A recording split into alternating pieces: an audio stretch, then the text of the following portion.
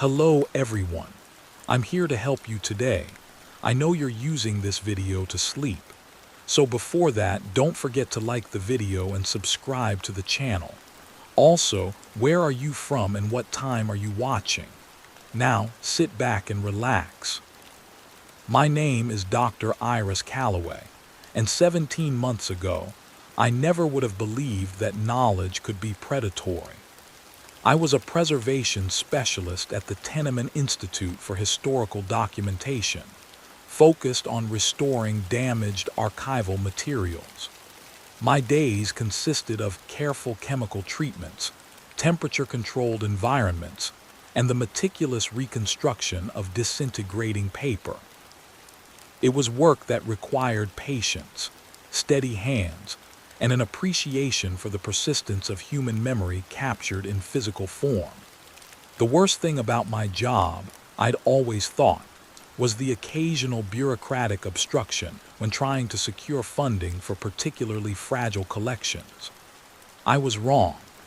The worst thing about archival work is discovering that some collections want to be preserved for reasons that have nothing to do with human history. The Blackwater collection arrived at the Institute on a Tuesday in March, delivered in 17 climate-controlled crates by a private courier service I'd never heard of. The manifest listed the contents as mixed 19th century correspondence and documentation from the Blackwater mining concern, circa 1847–1891. The acquisition had been handled entirely by our director, Dr. Marcus Ventura, who rarely involved himself in the operational details of new collections. He appeared in my workroom that morning, his usually composed demeanor slightly fractured by something I couldn't quite identify. Excitement, perhaps, or anticipation. His hands trembled almost imperceptibly as he handed me the collection inventory. "This is a priority restoration," he said, his voice carrying a quality I'd never heard before. Not quite eagerness, but something adjacent to it. "The donors are paying triple our standard rate for expedited processing. They want a complete assessment within 6 weeks." I scanned the inventory, noting the quantity of materials. 17 crates represented potentially thousands of individual documents. 6 weeks was aggressive for a collection of this size, particularly if the materials were as fragile as their age suggested. "That's not much time for a thorough evaluation," I said. "If there's significant water damage or acid deterioration, we're looking at months of treatment before we can even handle most of these safely." "They're aware of the timeline challenges," Marcus replied. "They're prepared to compensate for overtime. Whatever resources you need, requisition them. This collection has the potential to be historically significant." He paused at the door to my workroom, one hand resting on the frame. The fluorescent light caught the silver in his hair, making him look older than his 53 years. "Iris, I need you to document everything, every step of the process. Photograph each item as you encounter it. Create detailed condition reports, more detailed than usual." "That's standard practice," I said, confused by the emphasis. "I know. But with this collection, I need you to be exhaustive. If something seems unusual, any anomaly in the materials, any inconsistency in the documentation, I want to know about it immediately. Not at the end of the day. Immediately." The way he said unusual made something shift in my chest.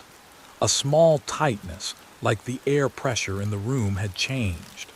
"What kind of anomalies are you expecting?" "I'm not expecting anything specific," he said. "But the Blackwater mining concern has a complicated history.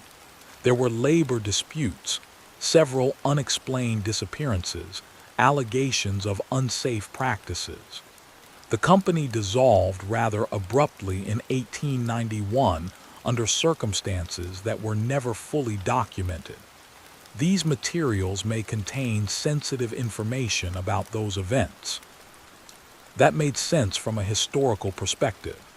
Industrial operations in the 19th century were often poorly regulated, and mining companies in particular had terrible safety records.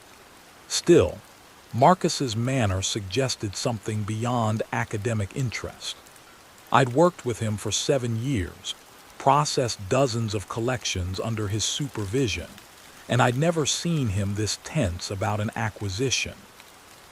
"I'll start the preliminary assessment this afternoon," I told him. "Should I coordinate with anyone else on this, or is it exclusive to my department?" "Exclusive," he said quickly. "I don't want anyone else accessing these materials until you've completed the initial documentation. Security protocols are in effect. The workroom doors stay locked when you're inside. No exceptions." After he left, I stood in the empty workroom for several minutes, studying the inventory list. The collection had been purchased from a private estate in upstate Vermont, the last descendant of one of the Blackwater mining concern's original shareholders. The materials had apparently been stored in a sealed vault for over a century, untouched and unexamined. The preservation conditions, according to the preliminary assessment by the estate's executor, were exceptional. No water damage, minimal exposure to light or fluctuating temperatures, no evidence of pest infestation. For materials of this age, that kind of preservation was almost suspicious. Paper deteriorates, ink fades.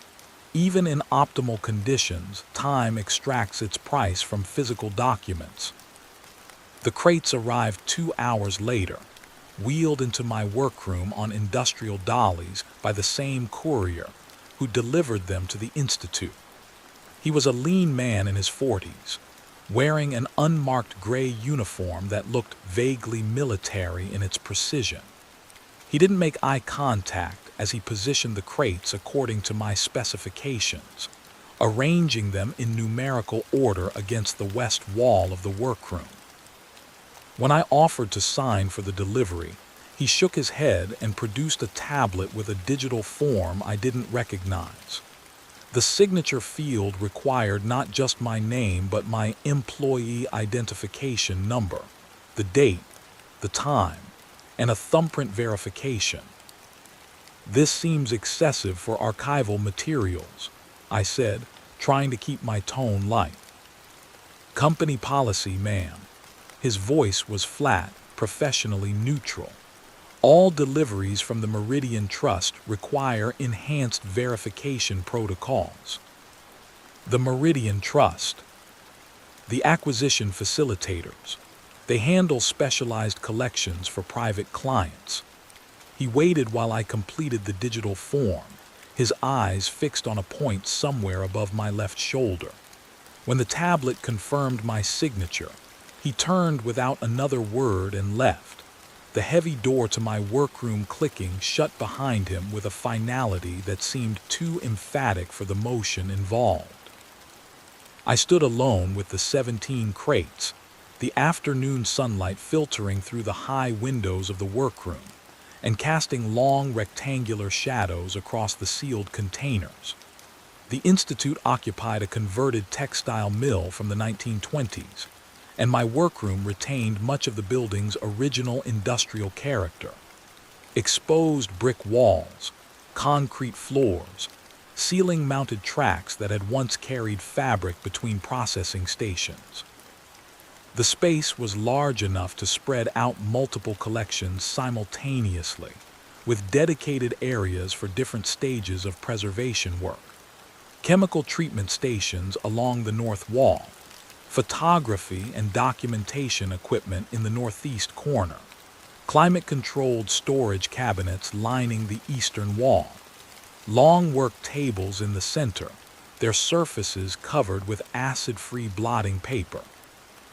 I began with crate number 1, using a flat tool to carefully pry open the sealed lid. The interior smelled of old paper and something else, something that reminded me of copper and salt. The crate contained approximately 200 documents, each one wrapped in archival tissue and arranged in chronological order. I lifted the first bundle carefully, my latex-gloved hands registering the surprising suppleness of the paper through the protective wrapping. Documents this old should have been brittle, fragile to the point of disintegration. These felt almost fresh. I carried the bundle to my primary work table and began the unwrapping process, documenting each step with my camera. The outer tissue peeled away easily, revealing a letter written in brown ink on heavy stock paper. The handwriting was precise, almost mechanical in its regularity. The date at the top right corner read March 17, 1847. The letter was addressed to someone named Cornelius Ashford, care of the Blackwater Mining Concern, Blackwater Hollow, Vermont. I began to read, and the temperature in the room seemed to drop by several degrees. Dear Mr. Ashford, I write to you regarding your inquiry into the persistent sounds reported by the second shift workers in Tunnel 7. I have conducted a thorough examination of the geological surveys and can find no natural explanation for the phenomena described. The rock composition in that section is primarily granite with minimal fissuring. Water intrusion is impossible at that depth and elevation. The sounds, if accurately reported, do not correspond to any recognized mining hazard. However, I must note that 3 workers have now refused assignment to that tunnel, citing not the sounds themselves, but what they describe as the feeling of being observed by something that understands observation.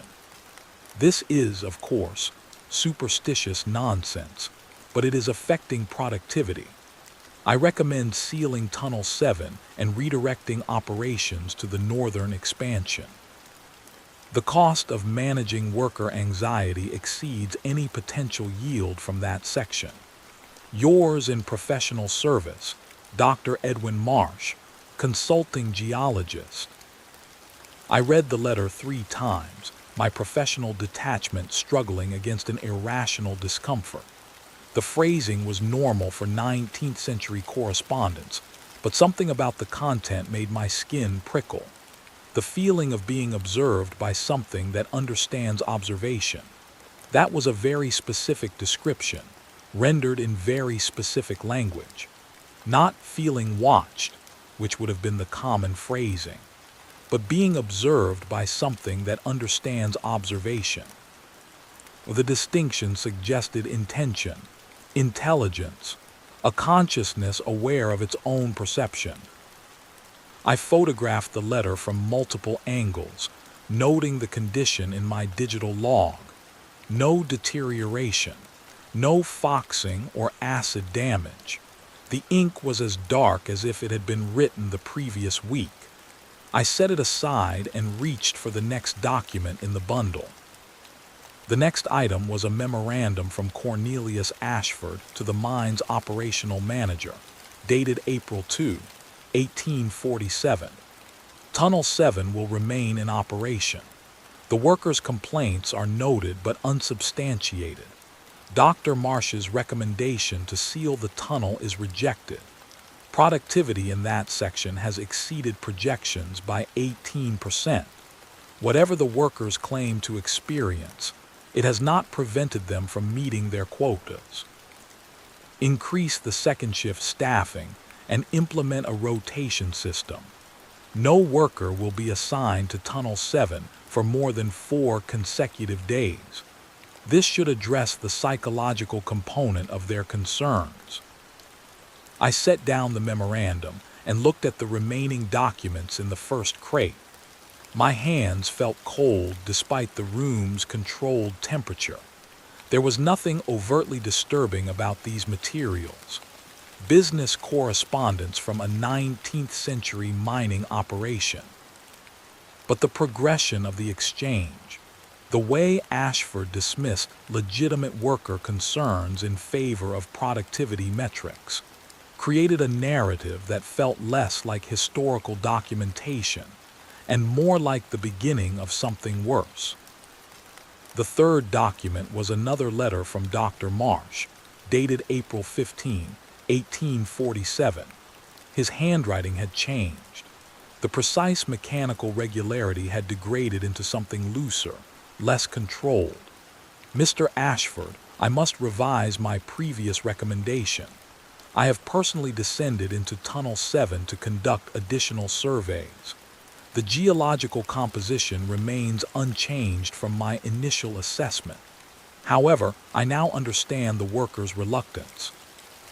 There is something wrong with the space itself. The air moves incorrectly.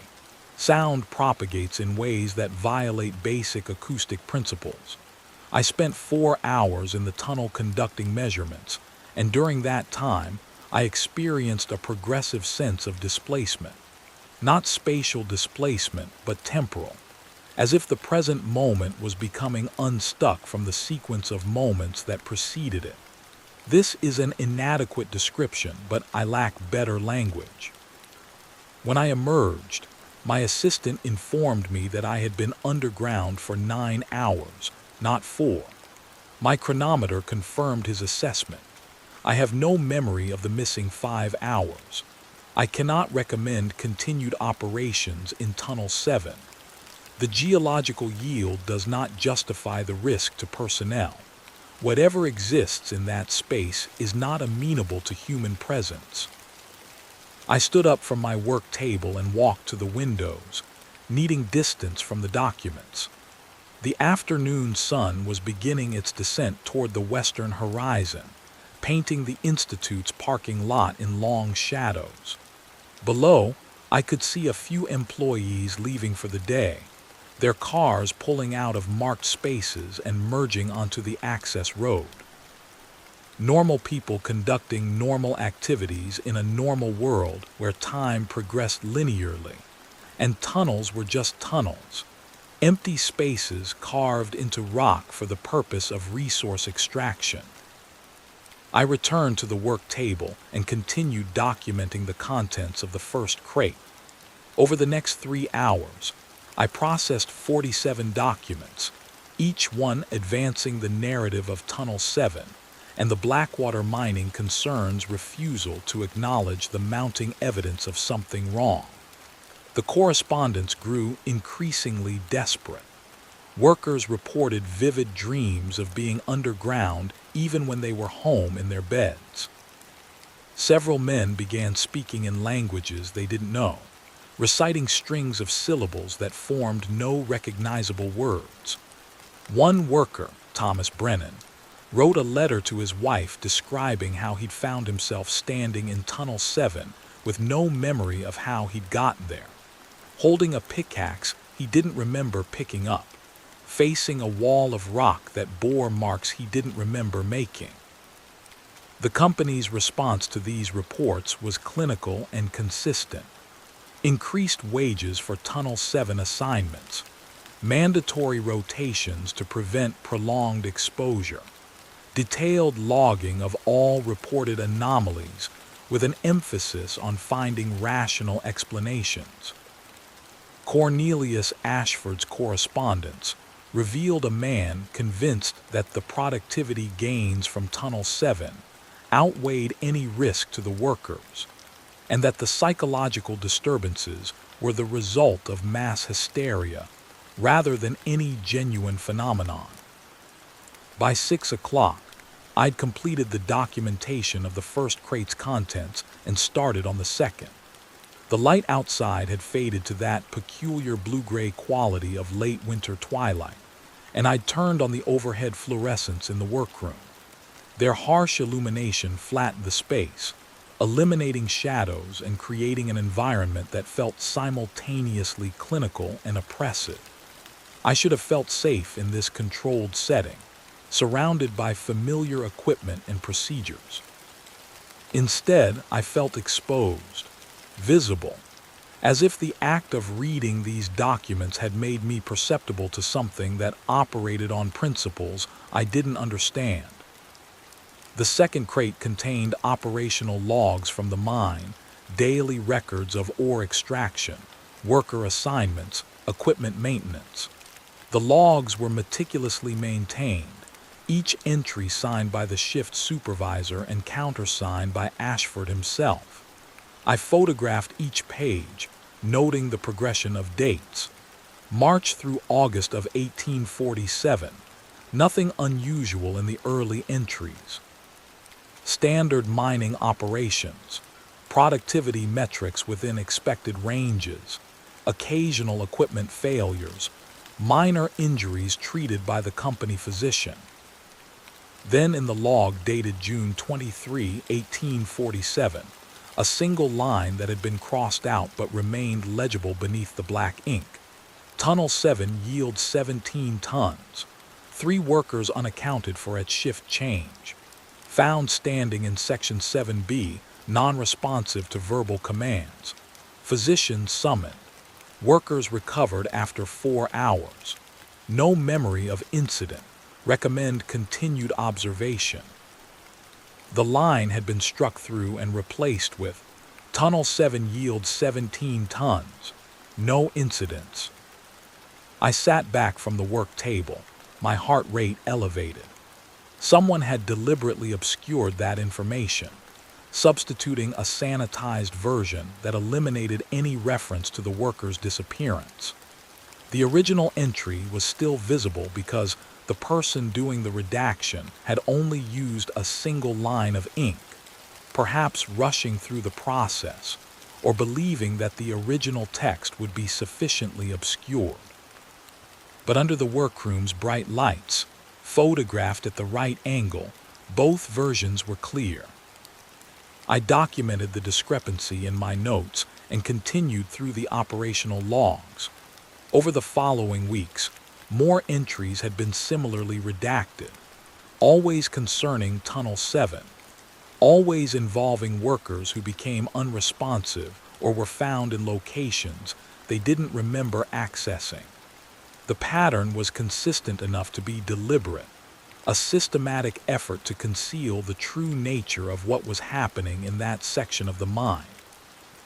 By the time I finished processing the second crate, it was nearly 9 o'clock. My eyes ached from the sustained focus, and my shoulders were tight from maintaining the same posture for hours. I should have stopped for the day, returned to my apartment, eaten something, tried to sleep. But I kept thinking about Marcus's instructions. Document everything. Report any anomalies immediately. The redacted log entries qualified as anomalies, certainly. But it was late, and calling him at this hour seemed excessive for what was, ultimately, just evidence of historical information suppression. I moved to the third crate, breaking the seal and lifting out the first bundle of documents. These were personal letters, correspondence between workers and their families. The paper quality was lower than the official company documents, cheaper stock that should have deteriorated significantly over the decades. But like everything else in this collection, the materials were in impossibly good condition. The ink was dark, the paper supple, the handwriting clear and legible. I opened the first letter, dated July 4, 1847, written by a man named Patrick Devlin to his sister in Boston. Dear Margaret, I know my previous letters have caused you worry, and I apologize for the burden of my concerns. You asked if I have considered leaving the Blackwater operation and seeking employment elsewhere. I have considered it. Every day I consider it.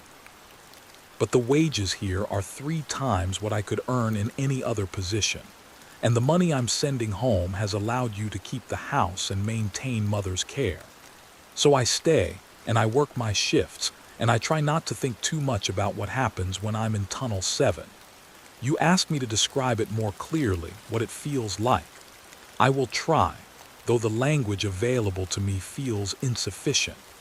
Imagine that you are standing in a room you know well, your own kitchen perhaps. You can see every object in its familiar place. The table, the stove, the window overlooking the street. Everything is exactly as it should be. But somehow, you know with absolute certainty that you are not actually in your kitchen. You are somewhere else entirely, and what you're seeing is not real but a perfect replica, a copy so exact that it includes even the microscopic imperfections of the original. You would go mad trying to identify what specifically is wrong because nothing is wrong. Everything is precisely correct. And yet you know, with a knowledge that exists deeper than reason, that you are in the presence of something that is showing you what you expect to see while being itself something entirely different. That is what Tunnel 7 feels like. I perform my work. I extract the ore. I complete my assigned tasks. But I am always aware that I am not in a tunnel. I am somewhere else, and that somewhere else is allowing me to believe I am in a tunnel because it serves some purpose I cannot comprehend. I will continue working for now. The money is too necessary. But Margaret, if anything should happen to me, if I should fail to write or return home as planned, I want you to know that I went knowingly into this situation. I was not deceived. I understood the risk. Your loving brother, Patrick. I read the letter 4 times, my hands beginning to shake. The description was too precise, too articulate for the typical correspondence of a 19th century mine worker. Patrick Devlin wrote like someone with an advanced education, someone practiced in the careful analysis and communication of complex experiences. I photographed the letter and checked the accompanying envelope. The address was correct for the period, the postage stamp authentic.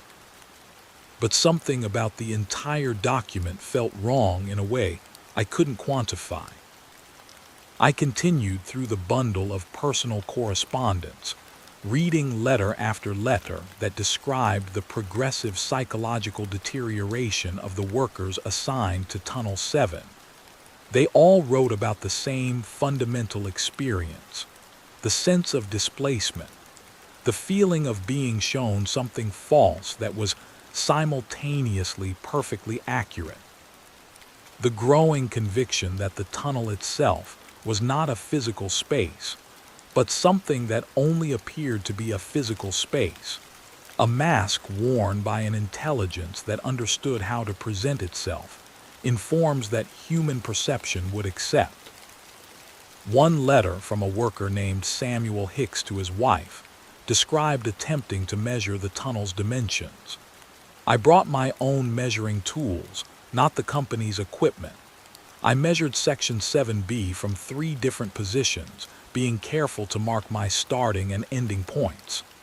The measurements were inconsistent, not slightly inconsistent, as might be expected from imperfect technique, but wildly contradictory. The tunnel was simultaneously 40 feet long and 87 feet long and 12 feet long. All 3 measurements were accurate.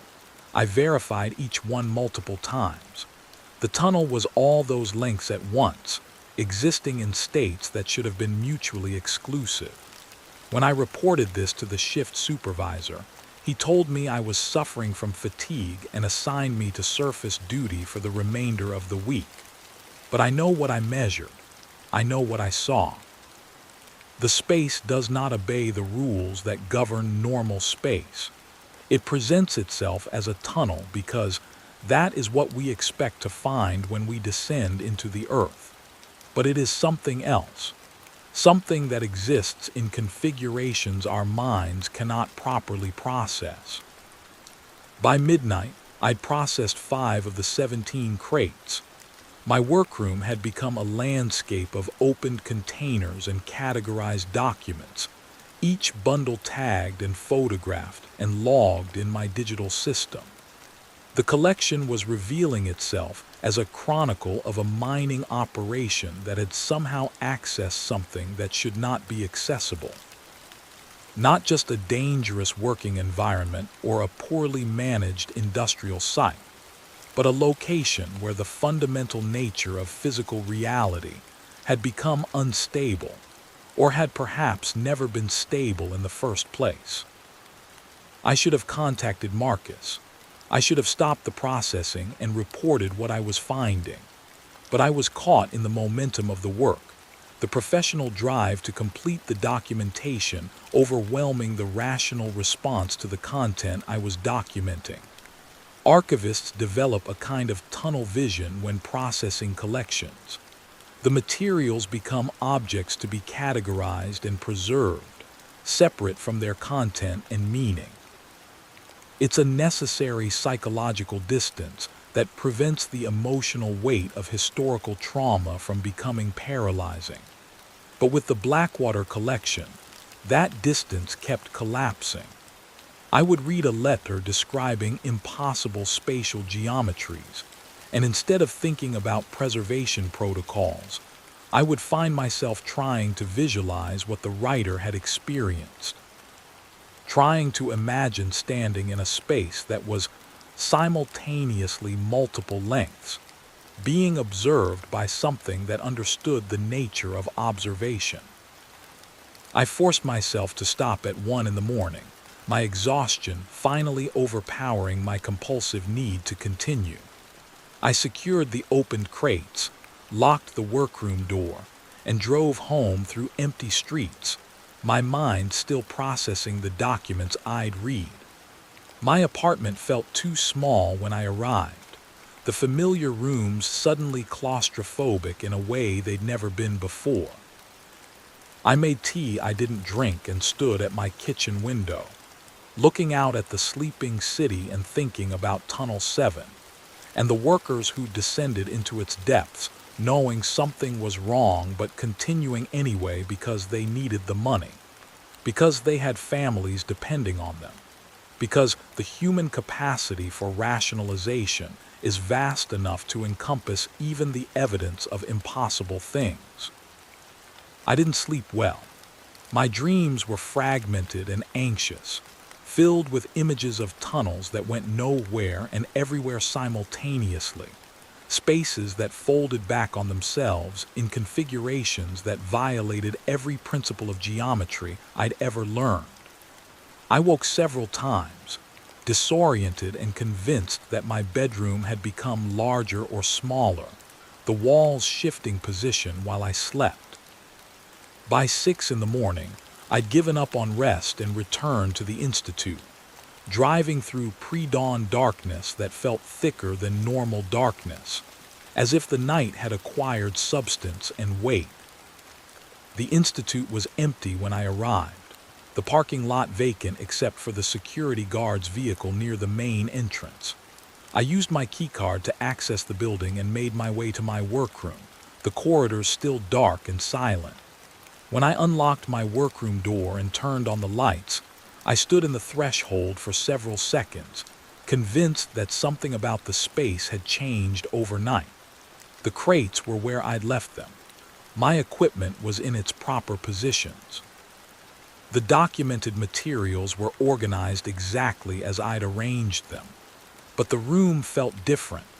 Larger, maybe, or smaller.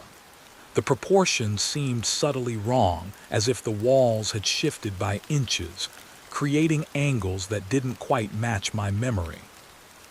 I told myself it was fatigue and resumed work on the 6th crate. This one contained financial records, ledgers documenting the mine's operational costs and revenue. The handwriting was different from the correspondence, a cramped accounting script that filled every line of the ledger pages. I photographed each page systematically, noting the progression of dates and figures.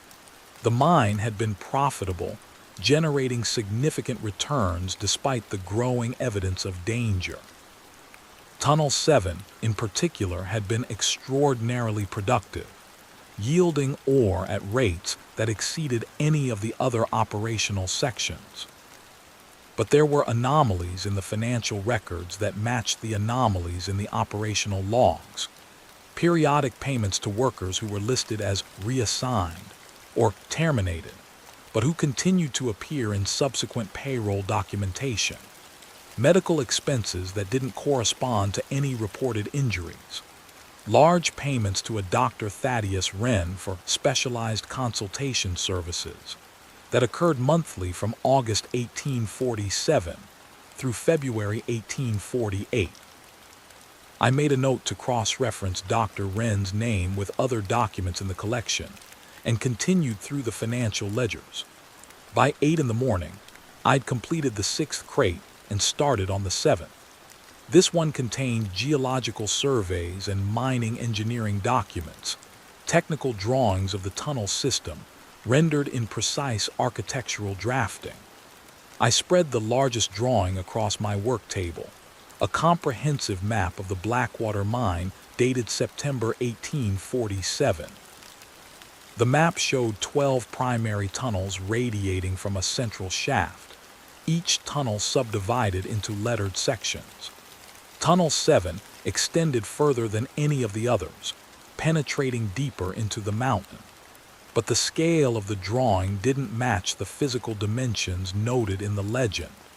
According to the measurements provided, Tunnel 7 should have been approximately 800 feet in total length. But when I traced the tunnel's path on the map and calculated the distance based on the indicated scale, the actual length was closer to 3,000 feet.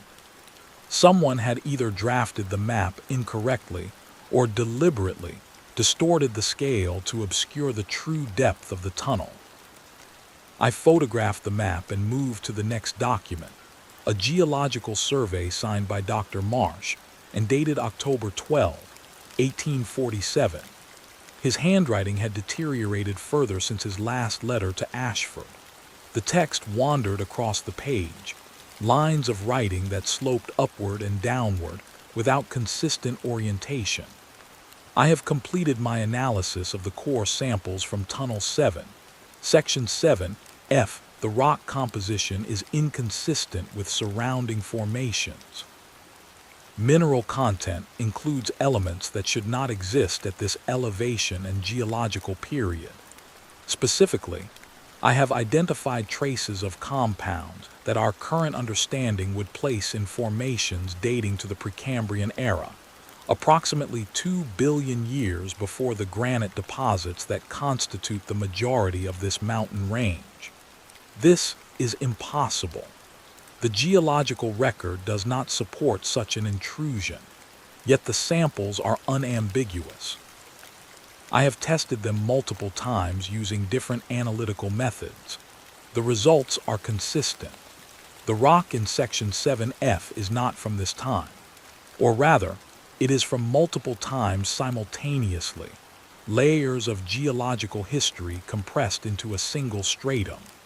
I can only conclude that Tunnel 7 has penetrated into some kind of temporal irregularity, a fold in the Earth where different periods of the planet's history have somehow collapsed into concurrent existence. I am aware of how this sounds. I am aware that no recognized geological theory supports such a conclusion, but I have no other explanation that accounts for the evidence. Ashford has dismissed my findings as errors in methodology. He insists that production continue. I have submitted my resignation, effective immediately. I will not be party to whatever is happening in that mine. I set down the survey and walked to the windows again, needing to see the external world. The morning sun was rising over the Institute's grounds, illuminating the parking lot and the access road and the forest beyond. Normal daylight in a normal landscape.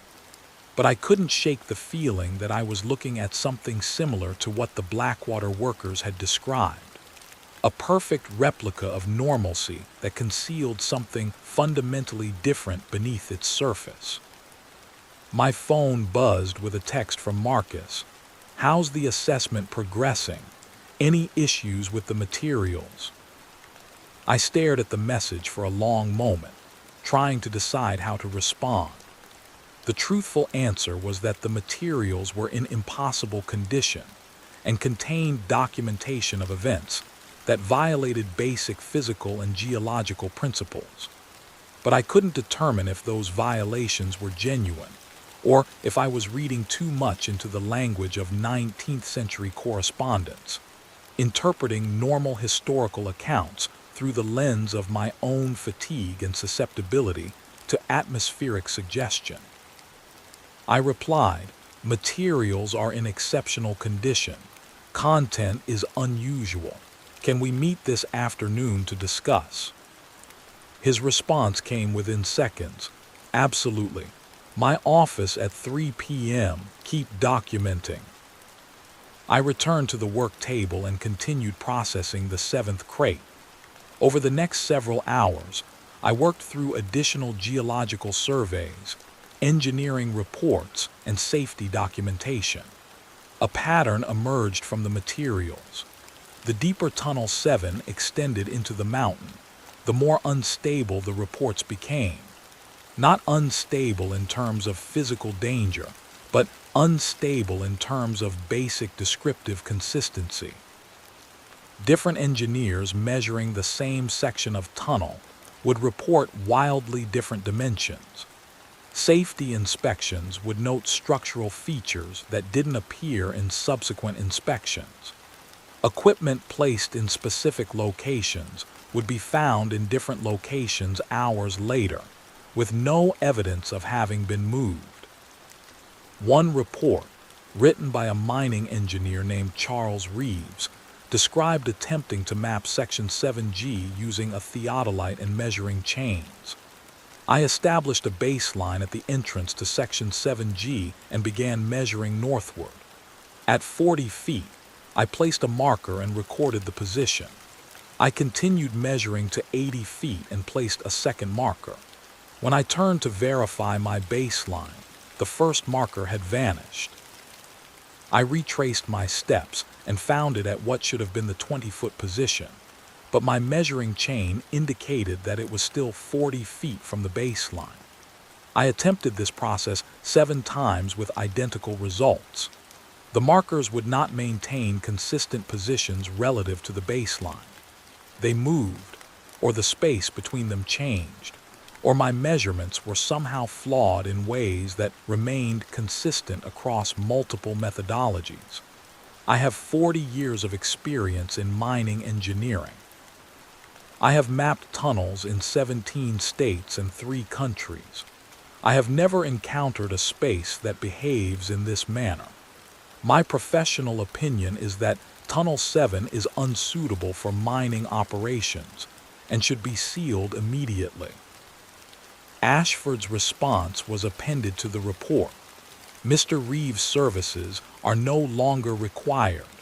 Future engineering assessments will be conducted by company personnel. I photographed the exchange and added it to my growing documentation of the Blackwater mining, concerned systematic dismissal of expert warnings. The collection was building a narrative of corporate negligence and worker exploitation that would have been historically significant on its own merits. But the content went beyond negligence into something stranger. The mine operators weren't just ignoring safety concerns. They were protecting access to something they valued more than worker safety, something that existed in Tunnel 7 and produced results that justified the mounting evidence of danger. By 2 in the afternoon, I'd processed 10 of the 17 crates. My eyes felt gritty and strained, and I developed a persistent headache that pulsed in time with my heartbeat. I took a break to eat the sandwich I'd brought from home, forcing myself to consume food I didn't want while reviewing my documentation. The photographs I'd taken filled multiple folders on my computer, organized by crate number and document type. Thousands of images capturing the Blackwater collection's contents. Looking at them in sequence created a visual progression of deterioration, not in the materials themselves, but in the mental state of the people who'd created them. The handwriting grew increasingly erratic. The language became more desperate. The descriptions of Tunnel 7 evolved from professional mining terminology into something that read like fever dreams or philosophical speculation about the nature of reality. I arrived at Marcus's office at 3 o'clock, carrying my laptop and a folder of printed notes. He was standing at his window when I entered, looking out at the Institute's grounds with his hands clasped behind his back. He didn't turn immediately, and in that moment of silence, I noticed how still he was. Not the relaxed stillness of someone lost in thought, but an artificial rigidity, as if he were holding himself in a specific posture through conscious effort. "Iris," he said, still facing the window, "thank you for coming. Please sit down." I took the chair across from his desk and waited while he turned to face me. His expression was neutral, professionally attentive, but his eyes had a quality I'd never noticed before, an intensity that felt less like focused attention and more like hunger. He sat behind his desk and folded his hands on its polished surface. "Tell me about the collection," he said. I opened my laptop and pulled up the documentation folders. The materials are in remarkable condition, better than they should be for their age. I've processed 10 of the 17 crates so far.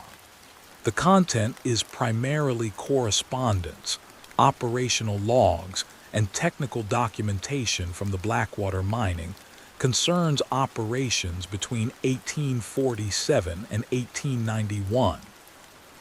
And the anomalies. I looked at him carefully. "How did you know there would be anomalies?" He smiled, a thin expression that didn't reach his eyes. "Iris, I've been in this field for 30 years. Collections acquired from private estates that have been sealed for over a century always contain anomalies. Gaps in the documentation, inconsistencies in the chronology, evidence of information suppression. It's standard for historical materials of this nature." That was true, technically, but his phrasing suggested he was expecting specific types of anomalies, not just general historical irregularities. I decided to proceed carefully, describing what I'd found in professional terms that didn't emphasize the more disturbing implications. The collection documents a mining operation that experienced significant worker safety issues, particularly in one section of the mine designated as Tunnel 7. There's extensive correspondence about unusual psychological effects experienced by workers in that area. Disorientation, time perception distortions, vivid dreams. The company's response was to increase wages rather than address the underlying causes. "What about the geological surveys?" Marcus leaned forward slightly. "Did you find Dr. Marsh's reports?" The fact that he knew about Dr. Marsh specifically made something cold settle in my chest. Yes, he documented several anomalies in the rock samples from Tunnel 7, mineral compositions that didn't match the surrounding geological formations. Did he reach any conclusions about the nature of those anomalies? I hesitated, thinking about Marsh's deteriorating handwriting and his theory about temporal compression. He suggested the possibility of unusual geological processes. His final report indicated he was resigning from the consulting position. Marcus nodded slowly, his fingers tapping against the desk surface in a rhythm that seemed too regular, too mechanical. The Blackwater mine was closed in 1891 under circumstances that were never fully explained. The company dissolved, the tunnels were sealed, and the surviving documentation was placed in a trust that restricted access for 134 years. Do you know why that specific time frame was chosen? No, because that's how long it takes, he said quietly. How long what takes? He stood and walked back to the window, his movements careful and deliberate. The Blackwater mining concern wasn't extracting ore from Tunnel 7. They were extracting something else, something that required very specific conditions to access and very specific procedures to contain. The geological anomalies, the spatial distortions, The psychological effects on the workers, those weren't side effects of mining operations. They were symptoms of proximity to something that exists outside the normal parameters of physical reality. I felt my professional composure beginning to fracture. Dr. Ventura, that doesn't make any sense. You're describing something impossible. I'm describing what the documentation confirms. You've read the letters, Iris. You've seen the surveys. You've processed the evidence. The Blackwater mine accessed something that shouldn't be accessible. Something that has been waiting in that sealed location for over a century, preserved in the same way the documents were preserved. Perfect stasis. No deterioration. No change. Because time doesn't affect it the way time affects normal matter. I stopped, trying to find words for the wrongness of the conversation. This is outside the scope of archival assessment. If you're suggesting that these documents describe some kind of paranormal phenomenon. I'm not suggesting anything paranormal, Marcus interrupted. I'm describing physics we don't yet fully understand. Space that doesn't behave according to conventional geometry. Matter that exists in multiple temporal states simultaneously. The Blackwater mine penetrated into a location where those conditions occur naturally. Or perhaps not naturally. Perhaps they were created. The documentation doesn't clarify that point. I closed my laptop, my hands trembling slightly.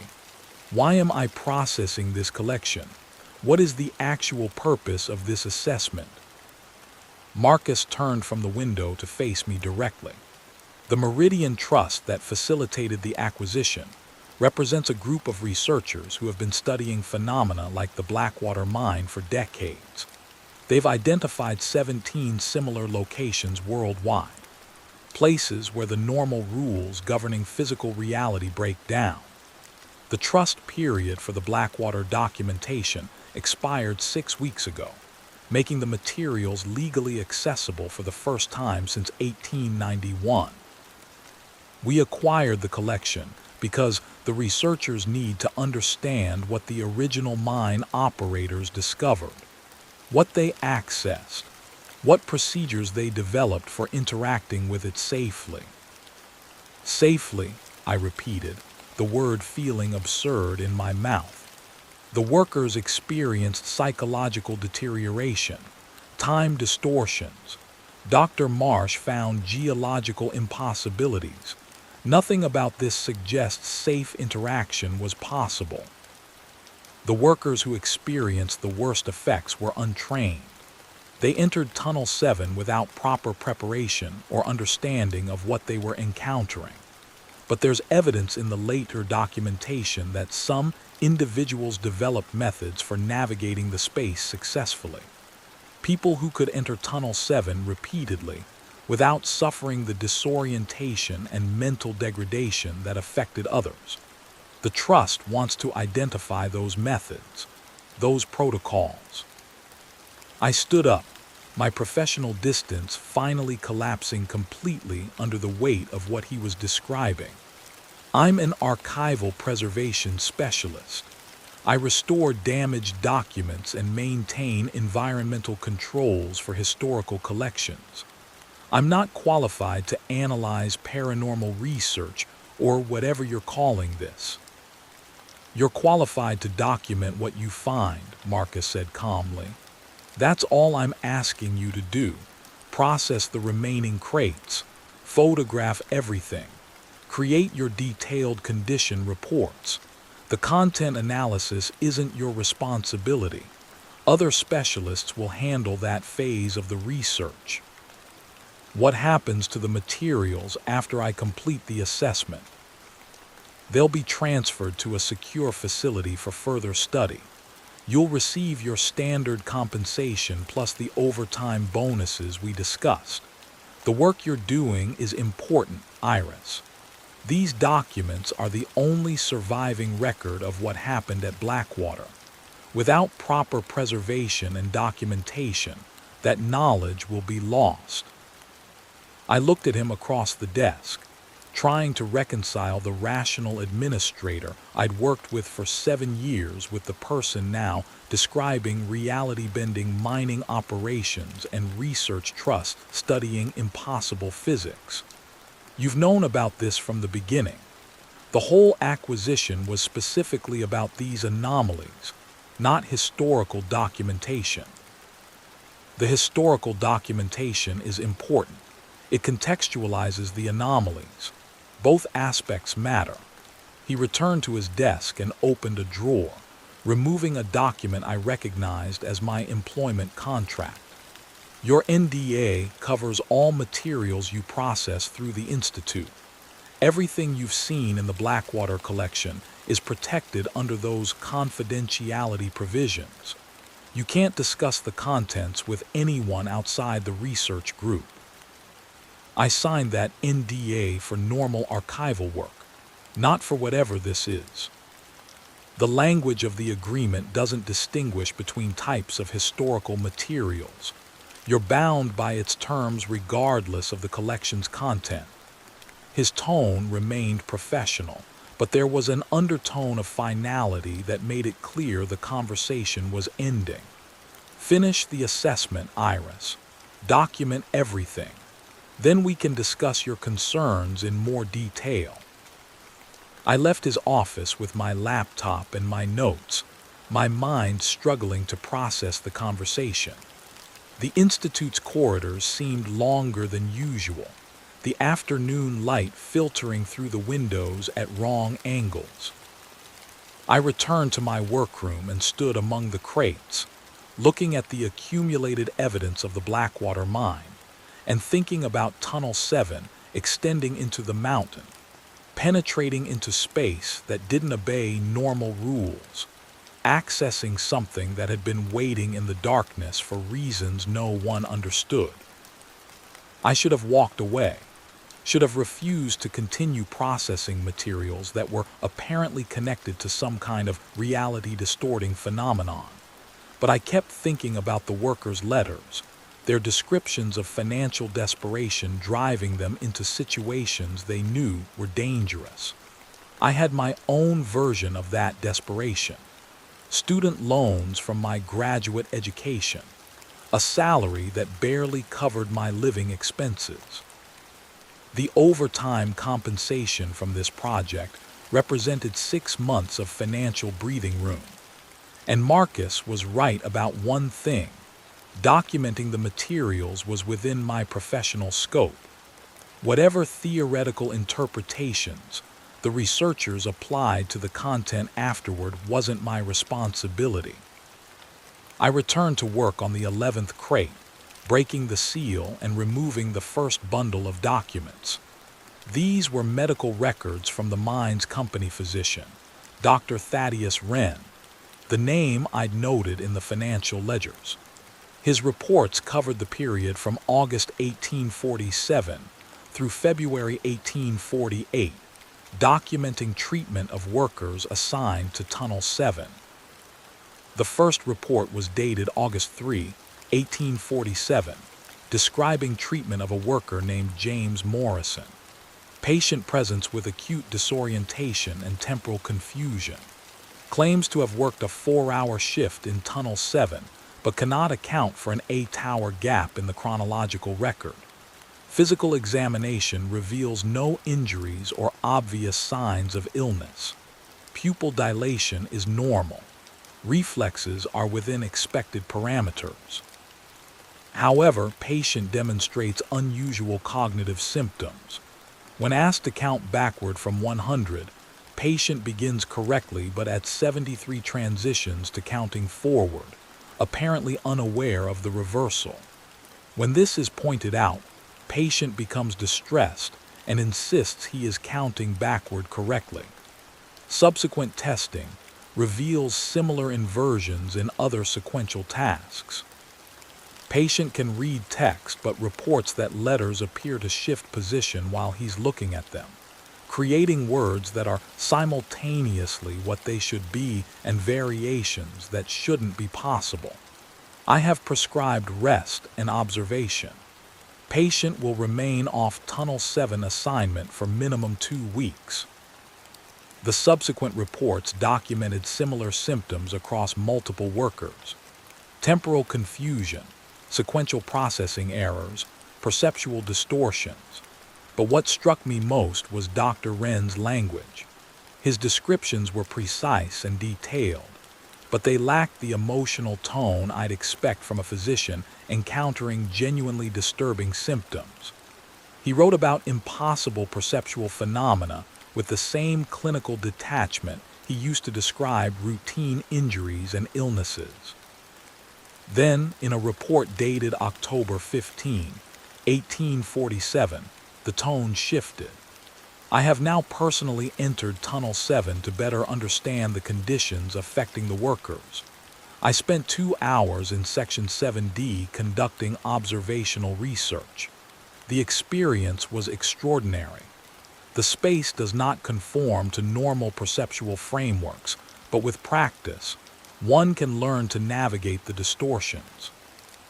The key is accepting that what you observe is accurate even when it contradicts what should be possible. The tunnel is 40 feet long and simultaneously 300 feet long. Both measurements are correct. The space exists in multiple states at once, and human perception can access all of them if properly trained. The workers' distress stems from their insistence that only one state can be real. They experience the multiplicity as contradiction rather than expansion. But for those willing to abandon conventional assumptions about spatial reality, Tunnel 7 offers access to something remarkable. I have requested permission from Mr. Ashford to establish a research program focused on training select workers to navigate the tunnel's unique properties. This could revolutionize our understanding of consciousness and perception. I photographed the report and continued through Dr. Wren's medical records. Over the following months, his documentation transformed from clinical observations into something that read more like philosophical treatises. He described consciousness as a filtering mechanism that artificially constrained perception to a single state of reality, and he theorized that Tunnel 7 somehow disabled that filter, allowing access to the full multiplicity of states that existed simultaneously at any given location. His final report, dated February 3, 1848, was barely legible. The handwriting wandered across the page in spirals and loops, lines of text that curved back on themselves and intersected at impossible angles. I have been inside for 17 days by the company's chronology. By my own chronology, I have been inside for 4 hours and 6 months and no time at all. All three are accurate. Time is not linear in Section 7H, it is not circular either. It exists in configurations that our language cannot describe because our language assumes temporal progression. But inside, there is no progression. There is only simultaneity. Every moment that has occurred or will occur in this space exists concurrently. I can see myself entering the tunnel yesterday and leaving it tomorrow and standing here now writing this report, all happening at once. The workers call this madness because they lack the conceptual framework to understand what they're experiencing. But it's not madness, it's expansion, complete awareness of temporal multiplicity. Ashford wants me to develop protocols for maintaining worker productivity while managing these experiences. But the question is backwards. We shouldn't be managing the experiences to preserve productivity. We should be abandoning productivity to explore the experiences. This is the most significant discovery in human history, and we're using it to extract ore from the mountain. The waste is unforgivable. I have decided to remain in Section 7H permanently, not as a worker or researcher, but as an observer, To document what exists in this space when human consciousness is no longer filtering it through the assumptions of linear time and singular space. I will send no further reports. This is my final communication with the surface reality. Dr. Thaddeus Wren. There were no further medical reports after that date. I searched through the rest of the 11th crate for any reference to Dr. Wren's fate, but found nothing. He had apparently descended into Tunnel 7 in February 1848 and never emerged. Or perhaps he had emerged but no longer existed in a state that allowed him to communicate with people operating under conventional assumptions about time and space. I sat at my work table, staring at the photographed image of his final report on my computer screen. The spiraling handwriting seemed to move as I looked at it, the letters rearranging themselves into configurations that formed words I hadn't noticed before.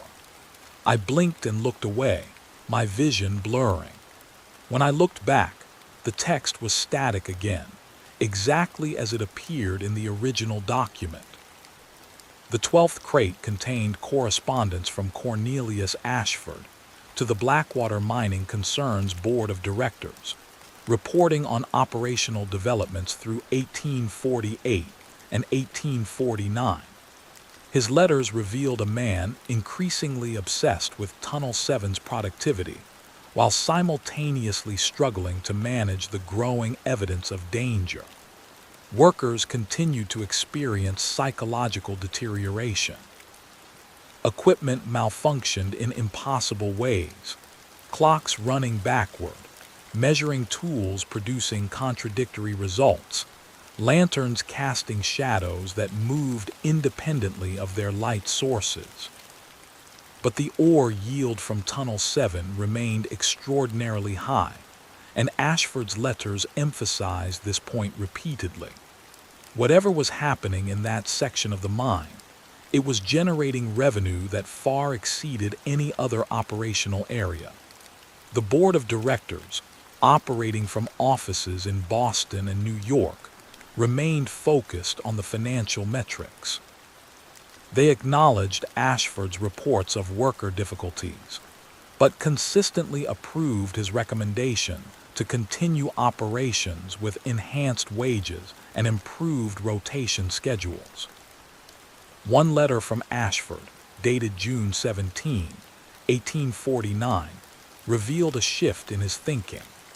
"Gentlemen, I must report a development that suggests we have fundamentally misunderstood the nature of our operations in Tunnel 7. The geological surveys have consistently indicated we are extracting silver ore from a traditional vein deposit. However, recent analysis by our metallurgist has revealed anomalies in the ore's composition. The silver content is higher than any known natural deposit, approaching 98% purity in its raw state. More significantly, the ore's crystalline structure does not match any recognized formation pattern. It appears to have been refined through processes that should not occur in nature. I have begun to suspect that we are not mining a natural deposit. We are excavating something that was placed in the mountain intentionally. For what purpose and by whom, I cannot determine. But the implications are profound. If the ore is artificial, then Tunnel 7 is not a mine but an archaeological site. We may be removing materials that were stored in that location for reasons we cannot comprehend. I recommend we suspend extraction operations until we can better understand what we have discovered." The board's response was swift and unambiguous. "Mr. Ashford, your theories about the ore's origin are noted but irrelevant to our operational directives. The Blackwater Mining Concern exists to extract valuable materials and generate returns for our investors. Whether the deposits are natural or artificial does not affect their market value. Continue operations as planned. The board does not authorize any suspension of extraction activities based on speculative hypotheses." Ashford's subsequent letters grew increasingly desperate. He reported that Tunnel 7 had extended far beyond its original planned depth, now penetrating nearly 2 miles into the mountain. The workers who could still function in that environment had developed what he described as altered states of consciousness that allowed them to navigate the spatial distortions. These individuals moved differently, spoke differently, perceived reality differently. They could enter Section 7H, where Dr. Wren had vanished, and return with ore samples without experiencing the temporal confusion that incapacitated other workers. But these adapted workers were changing in ways that extended beyond their ability to function in Tunnel 7. Ashford reported that they began experiencing difficulty with normal space, finding conventional rooms and corridors disorienting. They would get lost in the mine's surface buildings, unable to navigate straight hallways because they kept perceiving additional dimensions that didn't exist for others. Several adapted workers had to be confined to the Tunnel 7 area permanently because they could no longer function in normal environments. We have created a population of individuals who can only exist comfortably in impossible spaces, Ashford wrote in October 1849. They sleep in Section 7F because normal bedrooms cause them distress. They eat in Section 7C because the cafeteria's linear layout confuses their perception. They are becoming natives of Tunnel 7, and Tunnel 7 is becoming something other than a mine, a habitat, a world. I fear we have done something irreversible, though I cannot articulate precisely what that something is. I finished processing the 12th crate at 8 in the evening, the workroom's windows showing full darkness outside. I should have stopped for the day, but I was approaching the end of the collection, and some compulsive drive kept me moving forward. 5 more crates, probably another 6 or 7 hours of work. I could complete the entire assessment tonight if I pushed through. The 13th crate contained engineering diagrams and technical specifications for specialized equipment developed specifically for Tunnel 7 operations. The diagrams showed devices I couldn't immediately identify, complex assemblies of brass and glass and crystal that looked more like scientific instruments than mining tools. One set of drawings depicted a chamber approximately 10 feet in diameter, its walls lined with mirrors arranged in geometric patterns. The technical notes described it as a perceptual stabilization apparatus designed to help workers maintain coherent spatial awareness while operating in sections 7F through 7H. Another diagram showed what appeared to be a chronometer, but with 4 different clock faces arranged in a tetrahedral configuration. Each face displayed different times, and the technical specifications indicated that all 4 times were meant to be read simultaneously. The notes explained that this allowed users to track their position across multiple temporal states while working in areas where linear time had broken down. The engineering documents were dated between 1850 and 1855, suggesting that the mine had continued operations for years after Ashford's concerns about creating irreversible changes. The equipment designs grew increasingly elaborate, incorporating materials and configurations that seemed to have no precedent in 19th century engineering. One device was described as a dimensional anchor, a piece of equipment that maintained a stable reference point in normal space, while the operator moved through areas where spatial dimensions became unstable. I photographed each diagram carefully, trying to understand the logic behind the designs. The engineers who'd created these devices had clearly developed extensive knowledge about Tunnel 7's properties. They understood enough about the spatial and temporal distortions to build tools that could compensate for them. But that raised a disturbing question. If they had that level of understanding, why hadn't they simply sealed the tunnel and abandoned operations? The 14th crate provided the answer. It contained financial records from 1850 through 1870, and the numbers were staggering. Tunnel 7's ore yield had increased exponentially, generating revenue that exceeded the combined output of every other mining operation in North America. The Blackwater mining concern had become one of the wealthiest companies in the United States, its profits funding expansion into other industries and investments in infrastructure projects across the country. But the financial records also documented massive expenditures on worker compensation, medical treatment, and what the ledgers described as containment protocols. By 1860, the mine employed over 300 people, but fewer than 50 of them were actual miners. The rest were physicians, engineers, security personnel, and specialists in what the records called dimensional management. The mine had evolved from an ore extraction operation into something that resembled a research facility, focused on understanding and controlling the anomalies in Tunnel 7. A letter from Ashford to the board, dated March 1862, revealed the full scope of what the mine had become. Gentlemen, I must formally report that Tunnel 7 has extended beyond our ability to map or measure its boundaries. The entrance remains at the same location, but the interior now encompasses space that should not physically fit within the mountain's volume. Our engineers estimate that the tunnel system now contains approximately 73 miles of passages, all of which are somehow compressed into a mountain that is only 4 miles in diameter.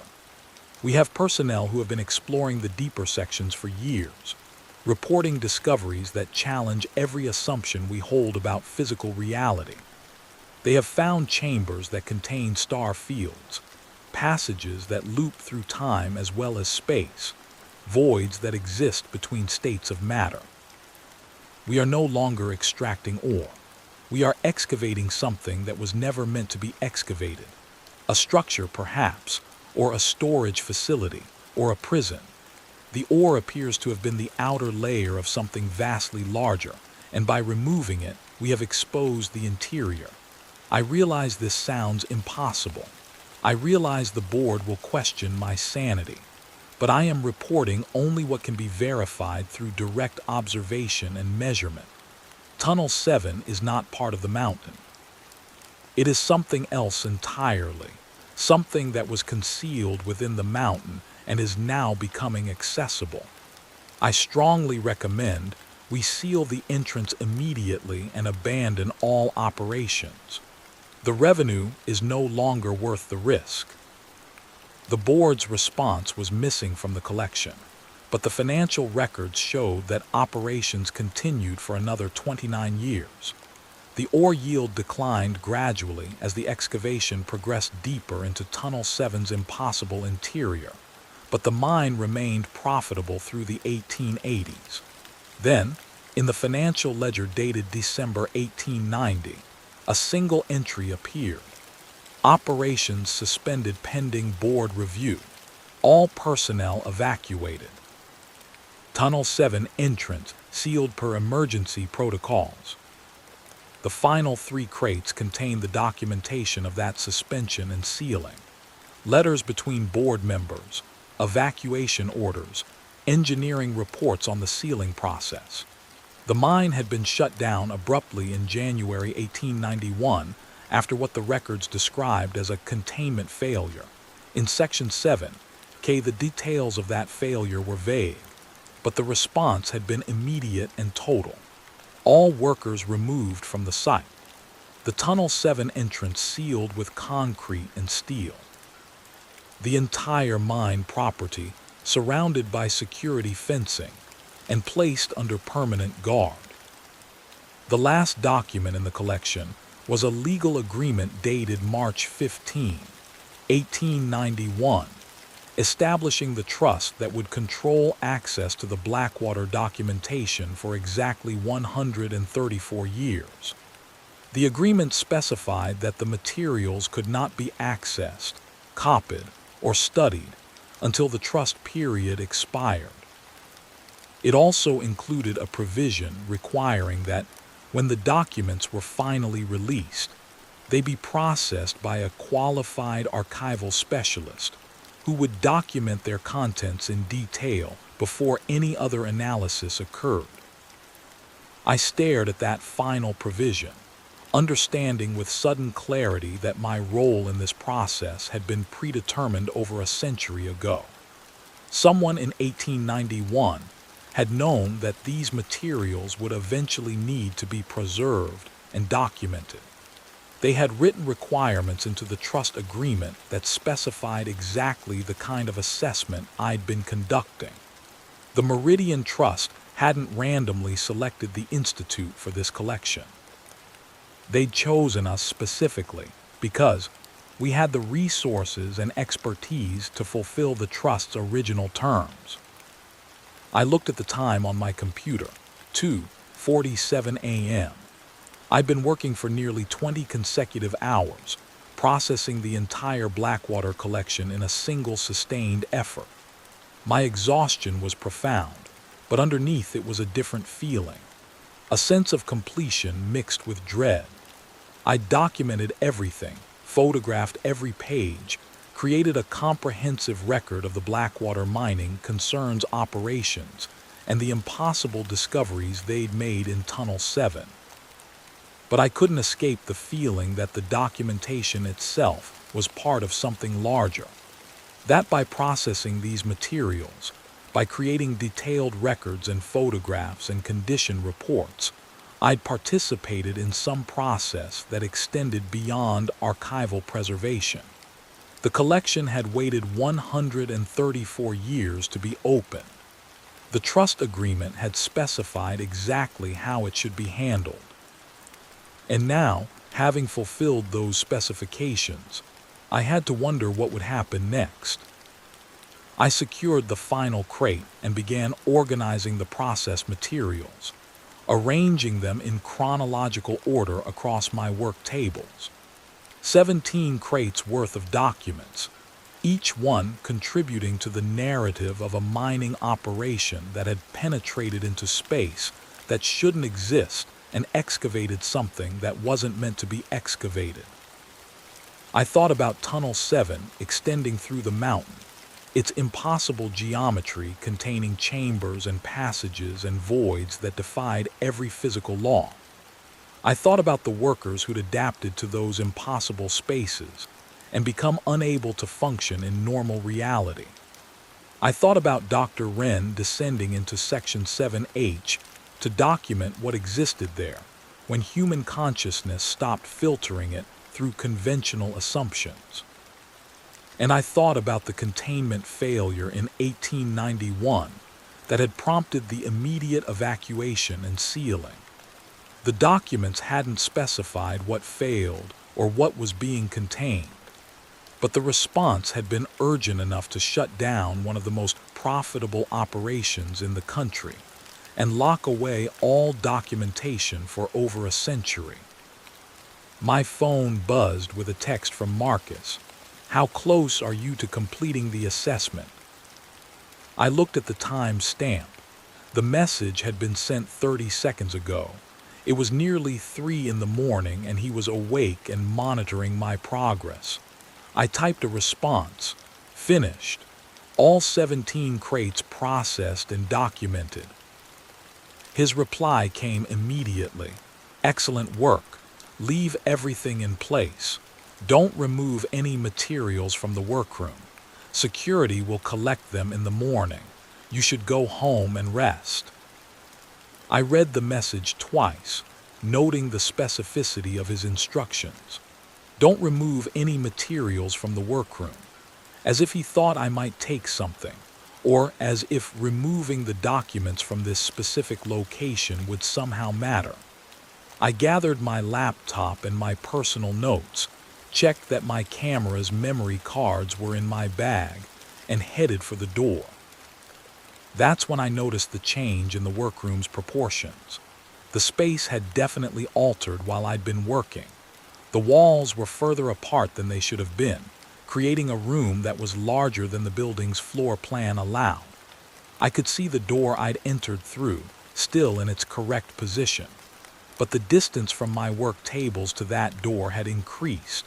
Not dramatically, maybe 15 or 20 feet, enough to be noticeable if you paid attention to spatial relationships. Enough to confirm that whatever had affected Tunnel 7 was somehow connected to the documents themselves. I walked toward the door, my footsteps echoing in the expanded space. The distance seemed to stretch as I moved, each step covering less ground than it should. I kept walking, my eyes fixed on the door, telling myself this was fatigue and stress, and the power of suggestion after spending hours reading about spatial distortions. The door wasn't actually getting further away. The room wasn't actually expanding. I was just exhausted and susceptible to perceptual errors. After what felt like 3 minutes of walking but was probably only 30 seconds, I reached the door and pushed it open. The corridor beyond was normal, unchanged, its familiar dimensions offering relief from the wrongness of the workroom. I stepped through quickly and pulled the door shut behind me, locking it with my key card. Through the small window in the door, I could see my work tables and the process documents arranged in their careful order. The room looked normal from this perspective. Standard institutional dimensions. Nothing impossible about its geometry. I turned away and walked through the Institute's dark corridors toward the exit, trying to ignore the feeling that something in the sealed workroom was settling into place, configuring itself according to patterns established over a century ago. The Blackwater collection had waited 134 years to be opened. Now it had been opened, processed, documented, and whatever had been waiting in those sealed crates was no longer confined to paper and ink. I drove home through empty streets, the city silent around me. My apartment building looked wrong when I arrived, its proportions subtly off in ways I couldn't immediately identify. The lobby was too long. The elevator ascended too quickly. My hallway stretched further than it should. I told myself these were perceptual distortions caused by exhaustion, my brain struggling to process normal spatial relationships after hours of reading about impossible geometries. But when I entered my apartment and turned on the lights, I saw that the living room had changed. Not dramatically. The furniture was in the same positions. The walls were the same color, but the room was larger, definitely larger. I could measure it if I wanted to confirm, but I didn't need measurements to know that the space had expanded beyond its original boundaries. I stood in the doorway, my hand still on the light switch, and thought about Dr. Wren's description of Tunnel 7. The space exists in multiple states at once, and human perception can access all of them if properly trained. I wasn't trained. I hadn't descended into any impossible tunnels or spent time in areas where temporal linearity broke down. But I'd spent 20 hours reading documents that described those experiences in extensive detail. I'd immersed myself in accounts of spatial multiplicity and temporal simultaneity and perceptual expansion. And somehow, that immersion had changed something about how I processed physical space. I walked into the living room, counting my steps. 12 steps from the doorway to the window when it should have been 8. I turned and counted back. 12 steps returning. The room had expanded, or I was perceiving additional space that had always been there but hadn't been accessible to normal awareness. Both explanations seemed equally impossible. I sat on my couch and pulled out my phone, thinking about calling Marcus and reporting what was happening. But what would I say? That reading historical documents had somehow infected me with the spatial distortions they described, that my apartment had expanded in the same way Tunnel 7 had expanded. He'd tell me I was exhausted and experiencing stress-induced hallucinations. He'd recommend I sleep and reassess in the morning. Instead, I opened my laptop and looked at the photographs I'd taken of the Blackwater collection. Thousands of images, meticulously organized and cataloged. I scrolled through them slowly, watching the narrative unfold again in documented form. The initial letters about unusual sounds in Tunnel 7. The geological surveys reporting impossible mineral compositions. The medical records describing workers' perceptual distortions. The engineering diagrams for equipment designed to navigate spaces that didn't obey normal physical laws. And then I saw something I hadn't noticed during the processing. In the photograph of Dr. Wren's final report, the one with spiraling handwriting that seemed to move when I looked at it, there was text in the margins that I'd missed. Tiny writing, barely visible even in the high-resolution image. I zoomed in and adjusted the contrast, making the words legible. The space teaches you to see it. Exposure creates comprehension. Those who document the phenomenon become part of the phenomenon. This is not contamination. This is invitation. The architecture wants to be known. It preserves itself in words and images so that future consciousness can access what past consciousness discovered. You who read this are already inside. You have been inside since you opened the first crate. The documents are not records of Tunnel 7. They are fragments of Tunnel 7, encoded in language and distributed through time. Reading them is the same as entering them. And now that you have entered, you will help the architecture expand. Not through physical excavation, but through perceptual propagation. Every space you occupy will begin to exhibit the properties you have learned to recognize. Your presence will teach those spaces what they can become. This is not a warning. This is an explanation. You have joined the project that began in 1847 and has been waiting for proper conditions to continue. Welcome to the impossible interior. Welcome to the space that is always larger than it appears. Welcome to the place where time and distance have become negotiable parameters rather than fixed constraints. I closed my laptop and set it aside, my hands trembling. The margin text hadn't been there when I'd photographed the document. Or it had been there but hadn't become visible until after I'd completed the full processing of the collection. Or it had always been visible, but I'd only gained the perceptual framework to recognize it after hours of exposure to the materials. I looked around my expanded living room, seeing it now as both my familiar apartment and something else. A space that was learning from my presence, adapting to accommodate the perceptual framework I developed through processing the Blackwater collection. The walls were still walls. The floor was still a floor, but the distances between them had become flexible, responding to my awareness that distance could be multiple things simultaneously.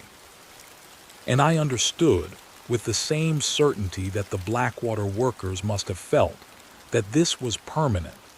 I hadn't just documented the collection. I'd internalized it. The impossible geometries of Tunnel 7 now existed in my perception, and through my perception, they would begin to manifest in the physical spaces I occupied.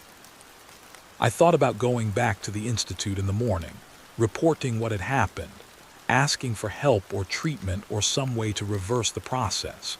But I already knew there was no reversal. Dr. Wren had tried to explain it in his final report. The space teaches you to see it, and once you've learned, you can't unlearn. The perceptual framework becomes permanent. altering your relationship to physical reality in ways that can't be undone. I lay down on my couch, exhausted beyond any sleep I'd ever needed before, and closed my eyes. The darkness behind my eyelids wasn't empty. It was full of spaces, chambers and passages and voids that extended in directions that shouldn't exist. I could see them clearly, could understand their configurations even though they violated every geometric principle I'd been taught. They were beautiful in a way. Perfect expressions of what space could become when it wasn't constrained by human expectations of how space should behave. I slept, and in my sleep, I descended deeper into the architecture that the Blackwater workers had discovered. Not physically, perceptually. My consciousness navigating passages that existed in the margin between what was real and what could be real. I walked through Section 7B and felt it extend around me, becoming both a tunnel and a chamber and an endless corridor. I stood in Section 7H where Dr. Wren had vanished and understood why he'd never returned. There was nothing to return to. Normal space was just a limited subset of what space could be, and once you'd experienced the full range, the subset felt like a prison. I woke to sunlight filtering through my windows, the morning bright and clear. My apartment had returned to its normal dimensions, or I'd stopped being able to perceive the expansion. Both interpretations felt accurate. I got up and made coffee and went through the motions of morning routine, all while knowing that I'd changed in ways that would become more apparent over time. My phone showed 3 missed calls from Marcus and a text, "Need you at the Institute immediately. Do not discuss this with anyone." I drove back through morning traffic, the city around me simultaneously familiar and strange. I could see the normal version of every building and street, but I could also perceive additional dimensions to those spaces. Potential configurations they could adopt if the right conditions were met. The world hadn't changed. My ability to perceive the world had changed. Marcus was waiting in his office when I arrived. He looked older than he had the previous day, his face drawn and his eyes shadowed by lack of sleep.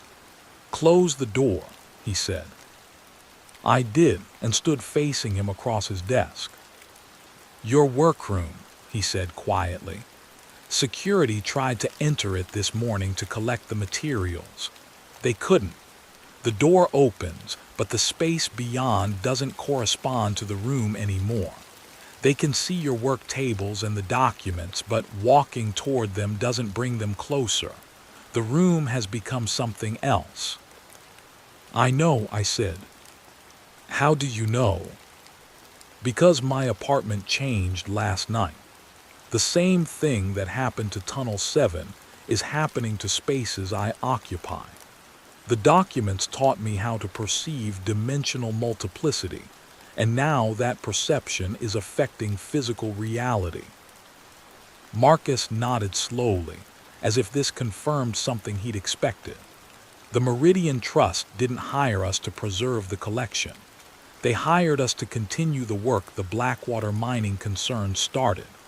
The trust agreement specified that the materials had to be processed by someone with specific qualifications, someone detail-oriented enough to read everything thoroughly, someone isolated enough to work alone for extended periods, someone who would absorb the information completely before realizing what it would do to them. "You knew this would happen." "I suspected. The trust representatives were very specific about the processing requirements. They needed someone who would create comprehensive documentation while simultaneously being changed by the content. You've done exactly what they wanted. You've internalized the perceptual framework that allows the architecture to propagate." I sat down in the chair across from his desk, my legs suddenly weak. How do I reverse it? You don't. There is no reversal, but you can learn to control it, to navigate the expanded spaces without becoming lost in them. The trust has resources, specialists who have studied these phenomena. They can teach you what the Blackwater workers learned, how to function in normal reality while maintaining access to the impossible interior. And if I refuse, then the expansion will continue uncontrolled. Every space you occupy will grow larger, more complex. Eventually, you won't be able to navigate normal environments at all. You'll become like the adapted workers who had to live permanently in Tunnel 7 because conventional spaces caused them disorientation. I thought about the workers' letters, their descriptions of getting lost in straight hallways because they kept perceiving additional dimensions. I thought about living in a world where every room was simultaneously multiple rooms, where every distance was simultaneously multiple distances. It would be beautiful and terrifying and ultimately isolating. What do the trust representatives want from me? The same thing they've wanted since 1891, to understand what was discovered in Tunnel 7, to document it properly, to create protocols for safe exploration and interaction. You've processed the historical materials. Now they want you to help them access the architecture itself. The workroom has become an entrance point like Tunnel 7 was an entrance point. They want you to navigate it, map it, report what you find. I looked at Marcus and saw something in his expression I hadn't noticed before, a hunger that matched his eyes. He wasn't just an administrator facilitating a research project. He was part of the project, invested in its success for reasons that went beyond academic interest. "Have you been inside?" I asked. He smiled, that same thin expression that didn't reach his eyes. "Once, 3 years ago, when the Trust first approached me about acquiring the Blackwater collection. They showed me what exists beyond normal spatial boundaries. It changed everything I understood about reality and consciousness, and the nature of physical existence. I've been waiting for the trust period to expire so we could continue the work properly. The containment failure in 1891. What failed? Nothing failed. That was a mischaracterization. What happened was that the architecture began propagating beyond the mine's boundaries. Spaces in the nearby town started exhibiting the same properties as Tunnel 7. Rooms became larger than buildings could contain. Distances stopped corresponding to measurements. The mine operators sealed the entrance and evacuated the site, but they couldn't stop the propagation completely. They could only slow it, contain it temporarily. They established the trust to preserve the documentation until enough time had passed for the immediate effects to fade. 134 years. Long enough for the affected area to return to normal spatial parameters. Long enough for a new generation to attempt the work without the contamination of prior knowledge. And now the work continues through me. Through you and others like you. You're not the only person processing materials related to these phenomena. The Trust has acquired documentation from 17 locations worldwide. 17 entrance points to the architecture that exists beneath normal space. They need specialists at each location who can navigate the impossible interior and create comprehensive maps of what exists there. I stood up, my body moving automatically even as my mind struggled to process the implications. I'm an archivist. I preserve documents. I don't explore alternate dimensions or whatever you're calling this. You're already exploring them, Marcus said quietly. The moment you opened the first crate, you entered the architecture. The documents aren't separate from the phenomenon they describe. They're part of it. encoded fragments that reconstruct the experience in anyone who reads them thoroughly enough. You've spent 20 hours absorbing that information.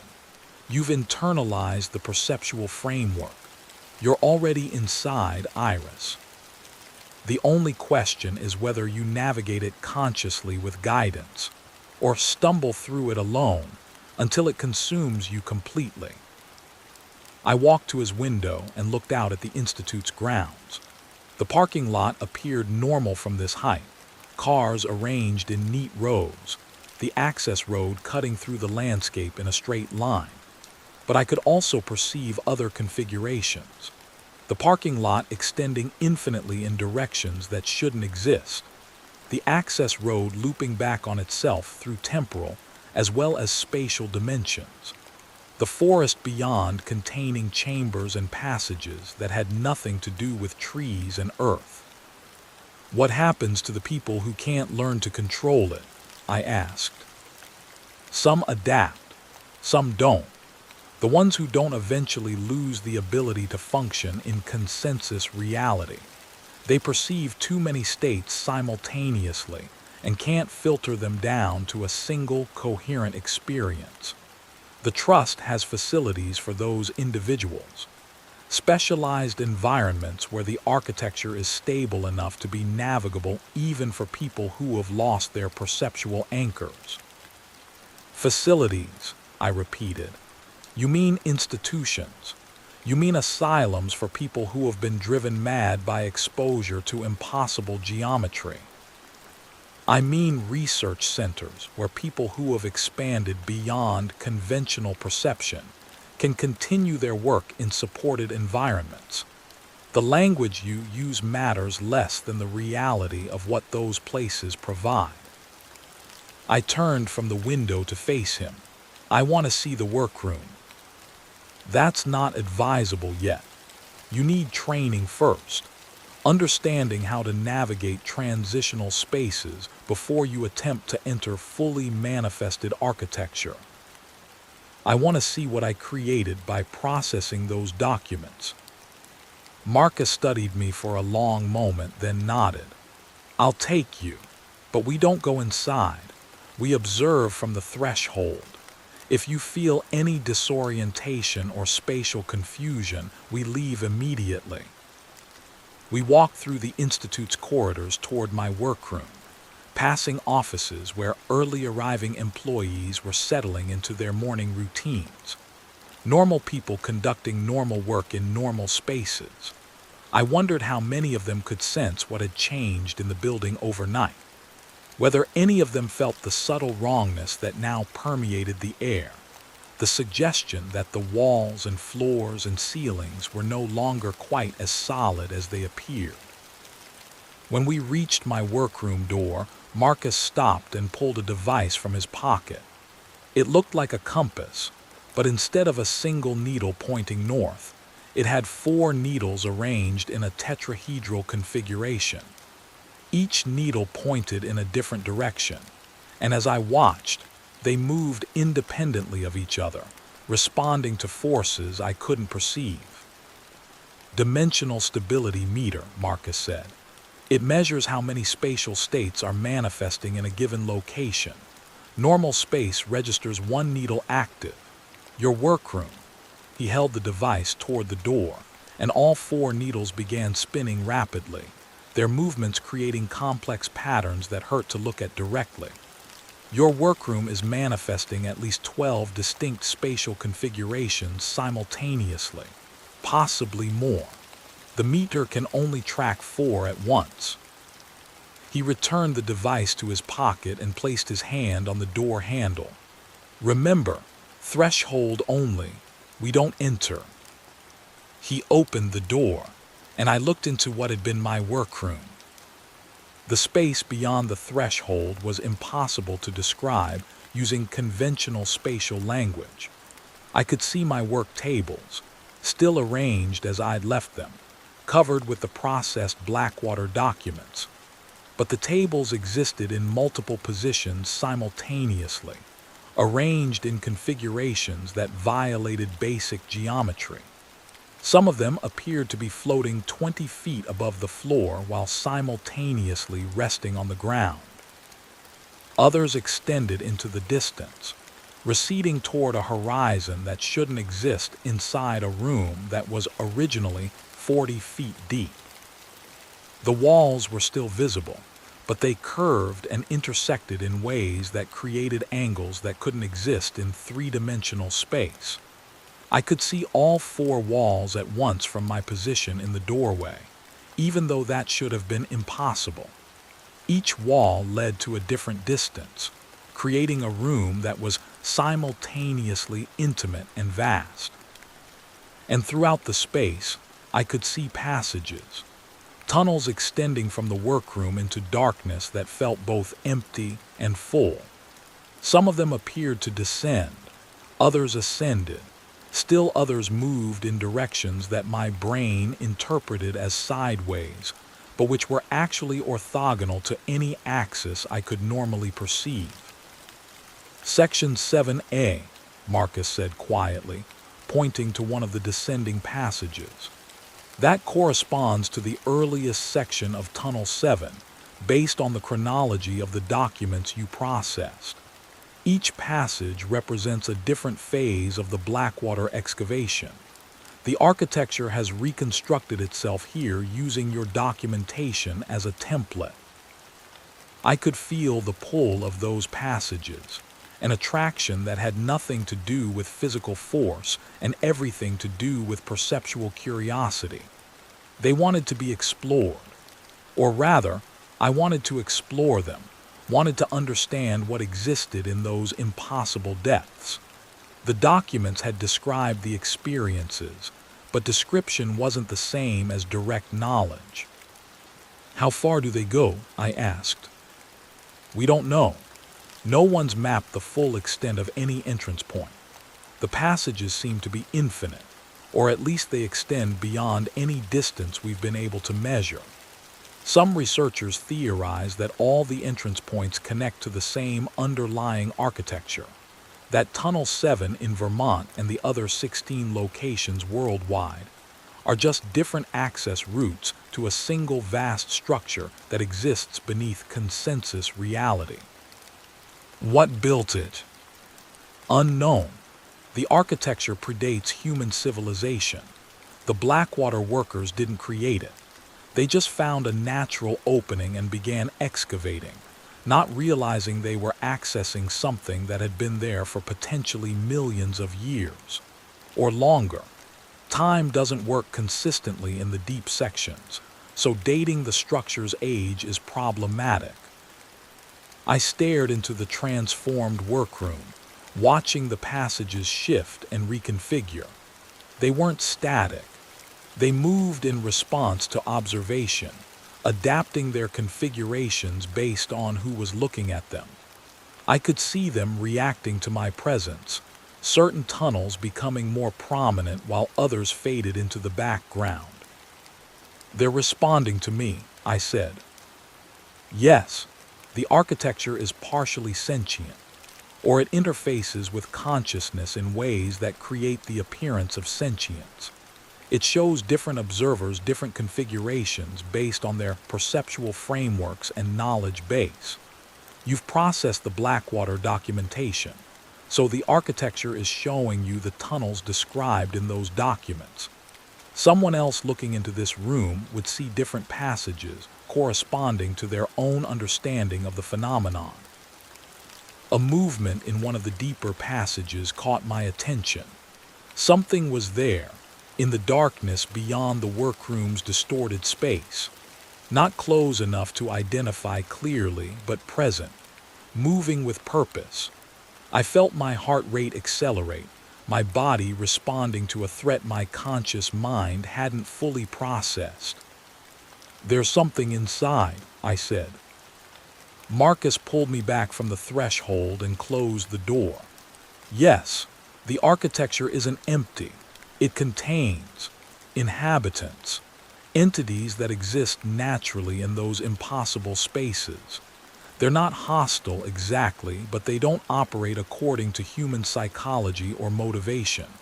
Encountering them without proper preparation is dangerous. We stood in the corridor, the door between us and the transformed workroom. I could still feel the pull of those passages, the desire to descend into them and explore what existed in their depths. But underneath that desire was fear. Reasonable, rational fear of spaces that operated according to principles I didn't understand and contained entities that might perceive me as an intruder or an opportunity or something I couldn't anticipate. "What do I do now?" I asked. "You have a choice. The trust can provide training, teach you how to navigate the architecture safely, how to interact with the entities you'll encounter, how to map the passages and document what you find. In exchange, you'd work with their research program, explore the workroom's connections to the larger structure, help them understand what exists in the impossible interior. And if I choose not to participate?" Marcus's expression remained neutral, but I saw calculation behind his eyes. "Then we seal the workroom and you continue your normal duties at the Institute. The perceptual changes you've experienced will fade gradually over several months as you avoid exposure to architectural phenomena. You'll return to conventional spatial awareness. But the workroom will remain changed. Yes, it's a permanent entrance point now. We'll restrict access and monitor it for further development. The Trust has protocols for managing manifestations like this." I thought about returning to my normal life, processing historical collections, maintaining environmental controls, conducting preservation treatments on deteriorating documents. Safe work, comprehensible work that didn't involve impossible geometry or entities that existed outside consensus reality. But I also thought about the Blackwater workers who'd adapted to Tunnel 7, who'd learned to navigate its distortions and access states of awareness that normal humans couldn't imagine. They'd sacrificed their ability to function in conventional spaces, but they'd gained something extraordinary: complete perception of dimensional multiplicity, direct experience of what physical reality actually was beneath the simplified version that human consciousness normally constructed. "I want to see my apartment first," I said. "Before I make any decisions about training or research participation, I want to understand what's happening to the spaces I normally occupy." Marcus nodded. "I'll drive you. We should document any changes before they progress further." We took his car, a sleek black sedan that looked too expensive for a nonprofit administrator's salary. The Trust was funding him well, I realized, compensating him generously for facilitating their research program. He drove with the careful attention of someone navigating space they didn't entirely trust, his eyes constantly scanning for distortions or irregularities. "How long have you been working with them?" I asked. 6 years. Since shortly after they identified the Blackwater collection as a priority acquisition. They needed someone embedded in a reputable institution who could manage the processing when the trust period expired. I was recruited specifically for that purpose. "Recruited how?" "They showed me evidence, documents from other entrance points, photographs of architectural manifestations, testimony from researchers who'd navigated the impossible interior. I was skeptical initially, but the evidence was overwhelming. And then they took me to one of their research facilities and let me see an entrance point directly. That was sufficient to overcome any remaining doubt." We pulled into my apartment building's parking lot, and I saw immediately that something had changed. The building was taller than it had been the previous night. Not dramatically taller, but noticeable if you paid attention to proportions. What had been a 6-story structure was now clearly 7 or 8 stories, the additional floors somehow compressed into the same vertical space. Marcus pulled out his dimensional stability meter and took a reading. 3 needles active, moving in slow circles around a central point. Moderate manifestation. The building is exhibiting architectural properties, but it's not fully transitioned yet. Most of the residents probably haven't noticed anything wrong. Small changes in room dimensions, hallways that seem longer than usual, elevators that take inconsistent amounts of time between floors. Easy to dismiss as perceptual errors. We entered the lobby, and I felt the space expand around me. Not physically. The walls remained in their original positions, but my perception of the space changed, revealing additional dimensions that had always been there but hadn't been accessible to normal awareness. I could see the lobby as it appeared to conventional perception, a simple rectangular room with a front desk and elevator bay. But I could also see it as something larger and more complex, a space that connected to passages and chambers that extended in directions the building's architecture shouldn't allow. "It's spreading," I said quietly. "Yes, every space you occupy will begin to exhibit these properties. Your home, your workplace, anywhere you spend significant time. The perceptual framework you've developed is teaching those spaces what they can become. This is why you need training. Without proper control, you'll create entrance points everywhere you go, turning the world around you into something increasingly difficult to navigate." We took the elevator to my floor, the ascent feeling both too fast and too slow, as if time itself was becoming unstable in the building. The hallway outside my apartment had definitely lengthened. What had been a 20-foot corridor was now at least 40 feet, the walls stretching away toward a vanishing point that seemed impossibly distant. I unlocked my apartment door and stepped inside. The changes were more pronounced than they'd been the previous night. My living room had expanded to 3 or 4 times its original size, the far wall receding into a distance that couldn't physically fit within the building's footprint. But more significantly, I could now see passages opening from the walls. Not fully formed tunnels like the ones in my workroom, but suggestions of passages. Shadows that implied depth. Corners that led to places they shouldn't access.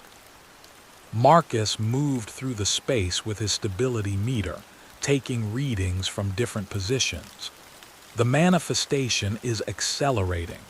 Within 48 hours, your apartment will be indistinguishable from the workroom, a full entrance point to the architecture. I sat on my couch, feeling the weight of the decision I needed to make. I could accept the trust's training and learn to control what was happening to me. Navigate the architectural manifestations consciously instead of being passively transformed by them. Join the research program and help map the impossible interior, contributing to humanity's understanding of what existed beneath consensus reality. Or I could refuse. Let the changes continue uncontrolled until I lost the ability to function in normal spaces. Eventually require institutionalization in one of the Trust's specialized facilities, living out my remaining years in environments designed for people who'd expanded beyond conventional perception. What happened to the Blackwater workers who adapted to Tunnel 7? I asked. The ones who could navigate the deep sections. What became of them after the mine closed? Marcus sat in a chair across from me, his posture careful and controlled. Some died. The evacuation was traumatic for people who'd adapted to the architecture. Being forced back into normal space caused severe psychological distress. Others were transferred to trust facilities where they could continue their work in supported environments. A few learn to control their expanded perception well enough to function in both normal and architectural spaces. Those individuals became the trust's first generation of researchers. Are any of them still alive? No.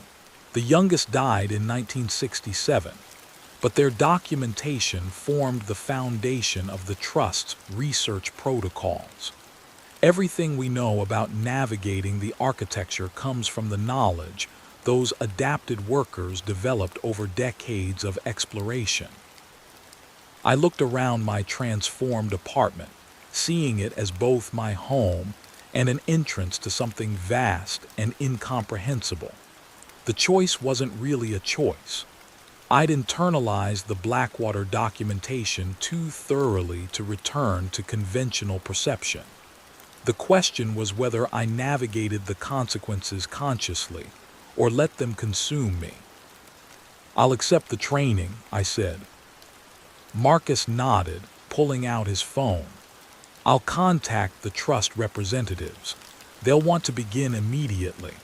The faster you learn control protocols, the less risk there is of creating unstable manifestations." He made a call, speaking quietly in terminology I didn't fully understand. Spatial anchoring, perceptual filtering, dimensional navigation protocols. When he finished, he returned his attention to me. "They're sending a specialist, Dr. Elena Vasquez. She's worked with the Trust for 23 years, trained over 40 individuals who have experienced architectural exposure. She'll arrive this afternoon and begin your orientation." Orientation to what exactly?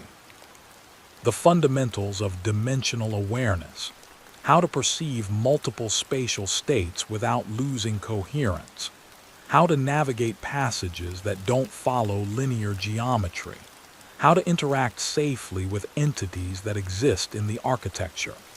The training typically takes 6 to 8 weeks for basic competency, longer for advanced navigation skills. And during that time, what happens to my job, my normal life? The Institute will grant you a research leave.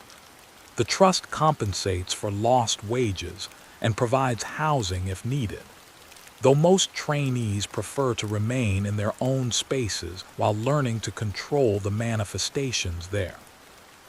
I thought about spending the next 2 months in this apartment, watching it transform further into an entrance point, while learning to navigate the impossible spaces emerging from its walls. The prospect was simultaneously terrifying and compelling.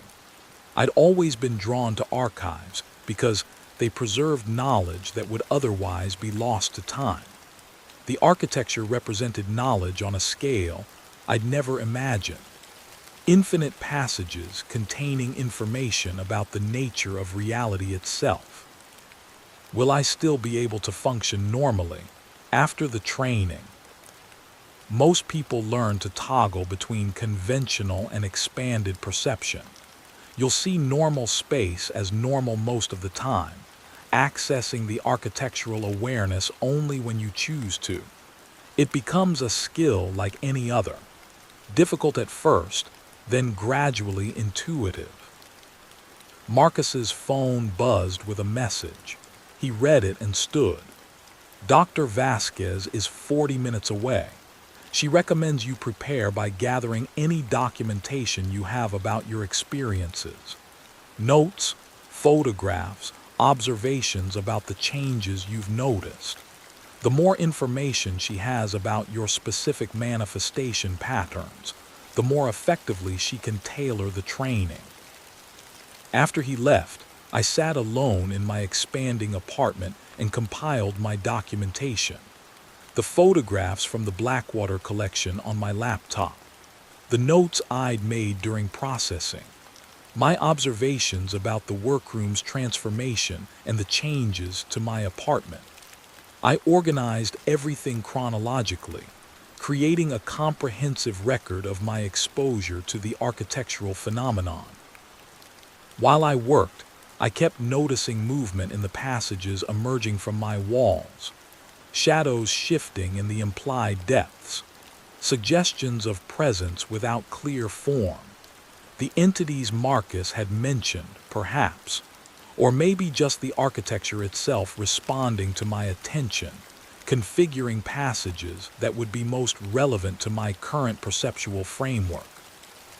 I thought about Dr. Wren descending into Section 7H and choosing to remain there permanently, observing what existed when human consciousness stopped filtering reality through conventional assumptions. I thought about the adapted workers who'd lost the ability to navigate normal spaces because they'd perceived too much, seen too many states simultaneously. I thought about the original Blackwater excavation and the decision to seal Tunnel 7 after the containment failure, preserving the entrance but preventing uncontrolled access.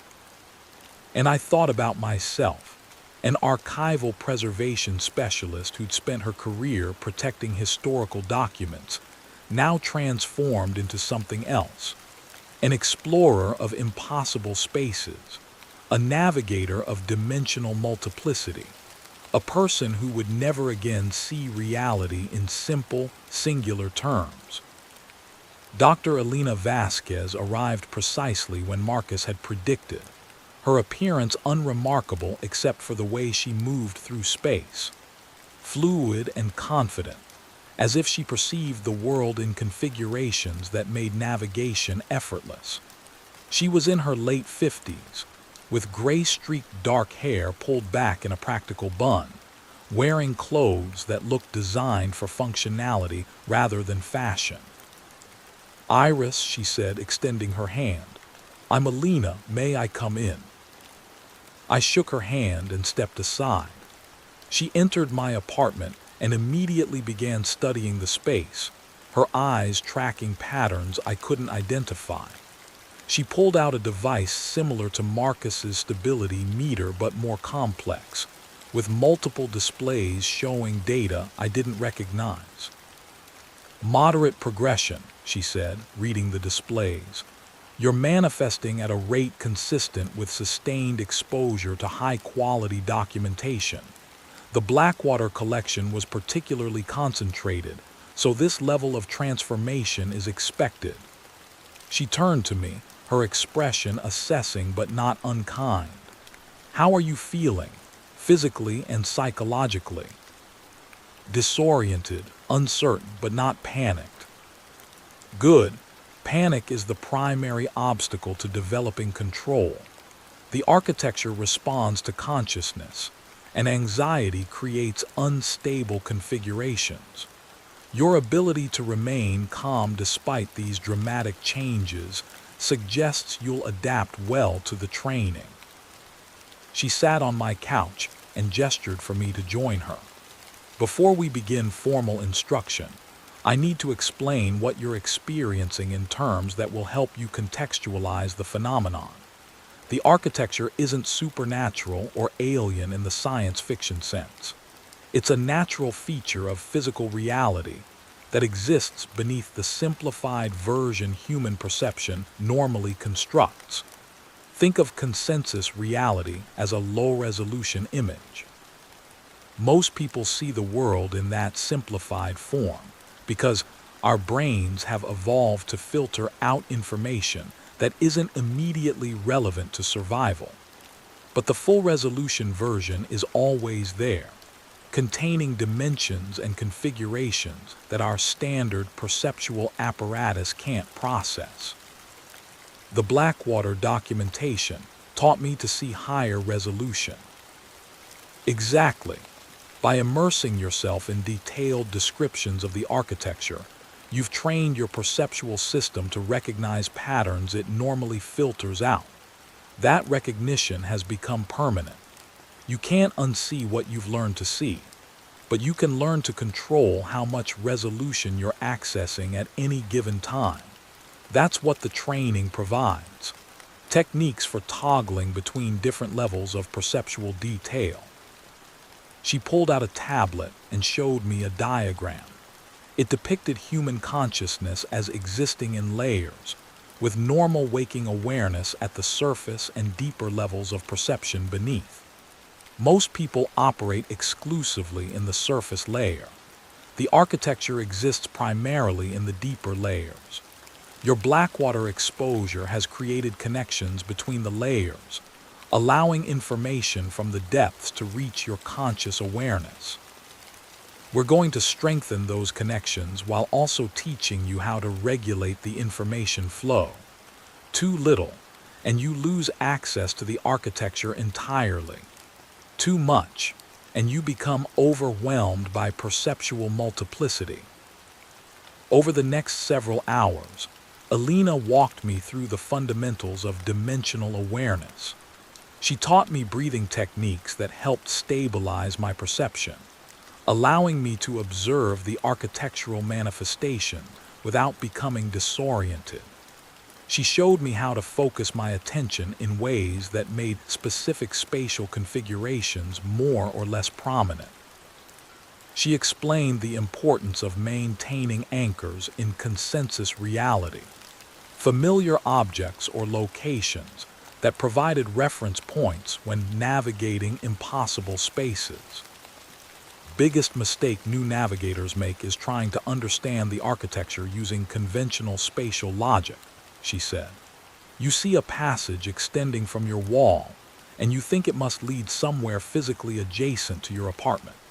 But the architecture doesn't work that way. Distance in architectural space isn't related to distance in consensus space.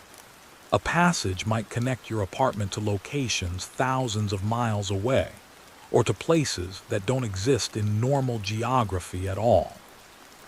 She stood and walked to one of the emerging passages, the shadow-like depression in my wall that suggested depth without clearly defined boundaries. This one, she said, pointing. Can you perceive where it leads? I focused my attention on the passage, trying to see beyond its shadowy entrance. At first, there was only darkness. Then, gradually, I began to perceive structure within the darkness. Walls that curved in ways that created impossible angles. Floors that seemed to exist at multiple elevations simultaneously. And deeper still, suggestions of vast chambers that extended beyond any scale I could properly comprehend.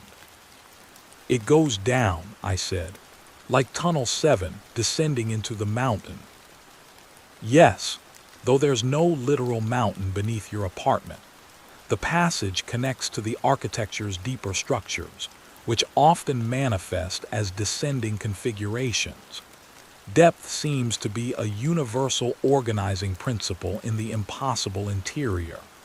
The further you descend, the more removed you become from consensus reality's constraints.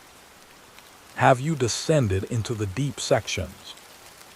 Alina's expression shifted, becoming distant. Once, 15 years ago, as part of an advanced research expedition, we reached a level where time had become completely non-linear, past, present, and future existing simultaneously in every location. It was extraordinary and terrifying. I witnessed events that hadn't occurred yet, experienced memories of lives I hadn't lived. When I returned to the surface, 6 months had passed, though I'd only perceived 3 days of subjective time. That experience taught me the importance of respecting the architecture's power. It can show you things human consciousness isn't equipped to process. She returned to the couch and pulled up a map on her tablet. It showed a global network of entrance points, marked with different symbols indicating their stability and accessibility. The Blackwater mine was marked in Vermont. Others were scattered across North America, Europe, Asia, Africa. 17 locations total, just as Marcus had said. These are the primary entrance points the Trust has identified and secured. But there are countless minor manifestations like your apartment and workroom. Every time someone with the right perceptual framework spends extended time in a location, they create potential access to the architecture. Your training will teach you how to prevent uncontrolled manifestation while maintaining your ability to access existing entrance points when desired.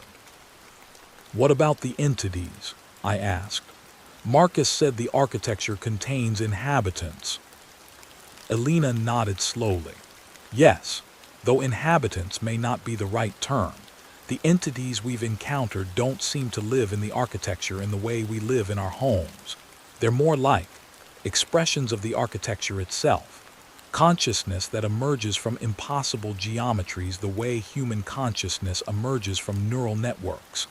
They're not hostile, but they operate according to principles we don't fully understand. Some appear to be curious about human visitors. Others seem indifferent. A few actively avoid contact. Have you communicated with any of them? Communicated might be too strong a word. We've had interactions, exchanges of information that sometimes resemble communication, but they don't use language in any conventional sense. Their methods of information transfer are more direct, perceptual rather than linguistic. She showed me photographs on her tablet, images taken inside architectural manifestations. Some showed passages similar to what I'd seen in my workroom, tunnels extending into impossible distances, chambers with geometries that violated physical laws. Others showed the entities, vague shapes that seemed to shift as you looked at them, forms that were simultaneously solid and translucent, presences that created distortions in the space around them. That's what you might encounter if you proceed with advanced training and actually enter the passages. The basic training I'll provide over the next 8 weeks focuses on perception control and navigation of minor manifestations. You won't be descending into the deep architecture until you've demonstrated competency with surface-level configurations. We worked through the afternoon and into the evening, Elena teaching me exercises for perceptual stabilization and spatial awareness. By the time she left, promising to return the next morning, I felt slightly more grounded. The apartment was still transformed, passages still emerging from the walls, but I could now look at them without feeling overwhelming disorientation. I could see both the normal version of my living room and the architectural expansion simultaneously, holding both perceptions in my mind without losing coherence. That night, I slept better than I had since processing the Blackwater collection. My dreams were still full of impossible spaces, but now I could navigate them with some degree of intentionality. I descended through passages that branched and reconfigured, exploring chambers that defied description. And in the deepest section I reached, I encountered something that might have been one of the entities Elena had described. It had no fixed form. Sometimes it appeared as a geometric pattern of light and shadow, other times as a presence that created curvature in the space around it. It didn't communicate in words, but I felt awareness from it, recognition, as if it had been waiting for me to develop enough perceptual sophistication to notice it. When I woke, my apartment had changed again. The passages from the walls were more defined now, their entrances clearly visible as dark openings that led into architectural space. I approached one cautiously, remembering Elena's warnings about not entering without proper preparation. But I could see into it now, perceive its initial configuration. A descending tunnel that curved in ways that shouldn't be possible, its walls lined with crystalline formations that seemed to grow from impossible angles. I spent the morning before Elena's return studying the passages, noting their different characteristics. Some descended sharply, others more gradually. Some curved left, others right, still others in directions that didn't correspond to any conventional orientation. Each one led toward different sections of the architecture, I realized. Different regions of the impossible interior that existed beneath or beyond or through consensus reality. When Alina arrived, I showed her my observations. She nodded approvingly. You're developing perceptual discrimination. That's crucial for safe navigation. Different passages lead to different architectural regions, and some are significantly more dangerous than others. Being able to distinguish between them before entering is an essential skill. Over the following weeks, Alina guided me through increasingly advanced training. We worked on stabilization techniques that allowed me to enter architectural space for brief periods without losing my anchor in consensus reality. She taught me how to navigate passages that curved through impossible geometries, how to recognize hazardous configurations before they became dangerous, how to retreat safely when encountering unfamiliar architectural features. She also taught me about the history of architectural research. The Trust had been studying these phenomena for over a century, she explained. The Blackwater mine had been one of the first documented entrance points, but there were references to similar discoveries throughout history. Ancient texts describing labyrinths that led nowhere and everywhere. Medieval accounts of caves that contained impossible spaces. Modern reports of abandoned buildings where the interior dimensions exceeded the exterior footprint. We're not discovering something new, Alina said during one of our sessions. We're rediscovering knowledge that's been lost and found repeatedly throughout human history. The architecture has always been there, but societies that found entrance points typically sealed them and suppressed the information because they lacked frameworks for understanding what they discovered. By the end of the 8th week, I could navigate minor architectural manifestations with reasonable competency. I could enter the passages in my apartment, explore their initial sections, and return to consensus reality without disorientation. I could maintain awareness of both normal space and architectural space simultaneously, toggling between perceptions as needed. But I hadn't descended into the deep sections, hadn't attempted to explore the full extent of the passages, or seek out the architectural regions Alina had described. That level of navigation required advanced training and supervision, and Alina recommended waiting until I demonstrated stable control of my perceptual framework for at least 6 months.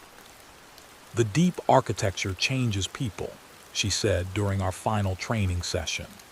Even experienced navigators come back different from extended expeditions. You lose reference points down there. Concepts like before and after stop making sense. You experience possibilities that contradict your understanding of what's real. It's transformative in ways that can't be fully explained to someone who hasn't experienced it directly. But you're training me to eventually make those descents. Yes, because the knowledge contained in the deep architecture is too valuable to ignore. The Trust believes that understanding those spaces is crucial for humanity's future. We're living in a simplified version of reality, and that simplification limits our possibilities. The architecture shows us what we could become if we expanded beyond those limitations. After Alina left, I stood in my apartment and looked at the passages that had become familiar over the past 8 weeks. I'd learned their configurations, understood where their initial sections led, but I hadn't gone deep, hadn't pushed beyond the surface levels into the truly transformative spaces. I thought about the Blackwater workers who descended into Tunnel 7 and never returned to normal consciousness. I thought about Dr. Wren choosing to remain in Section 7H permanently. I thought about the containment failure in 1891 that had forced the mine's closure. And I thought about my own choice. I could stop here, maintain my current level of perceptual awareness without pursuing deeper exploration. Work with the trust on surface-level research, documenting minor manifestations and helping train others who'd experienced architectural exposure. Safe work within my comfort zone. Or I could descend, push into the deep architecture and experience firsthand what existed in those impossible spaces. Contribute to the Trust's research program by mapping unexplored regions and documenting what I found. The decision felt inevitable. I'd already changed too much to remain comfortable in consensus reality's simplified version. Every time I looked at normal spaces, I perceived the architectural potential beneath their surfaces. Every room was simultaneously itself and a gateway to something larger. I couldn't unsee that multiplicity. I contacted Marcus and told him I wanted to proceed with advanced training. He arranged for me to visit one of the Trust's research facilities, a converted warehouse in upstate New York that had been transformed into a stable entrance point. Dr. Vasquez would supervise my first deep descent, guiding me through the initial sections and teaching me protocols for navigating the more dangerous configurations. The facility was located 40 miles outside of Albany, surrounded by forest and accessed by a single gravel road.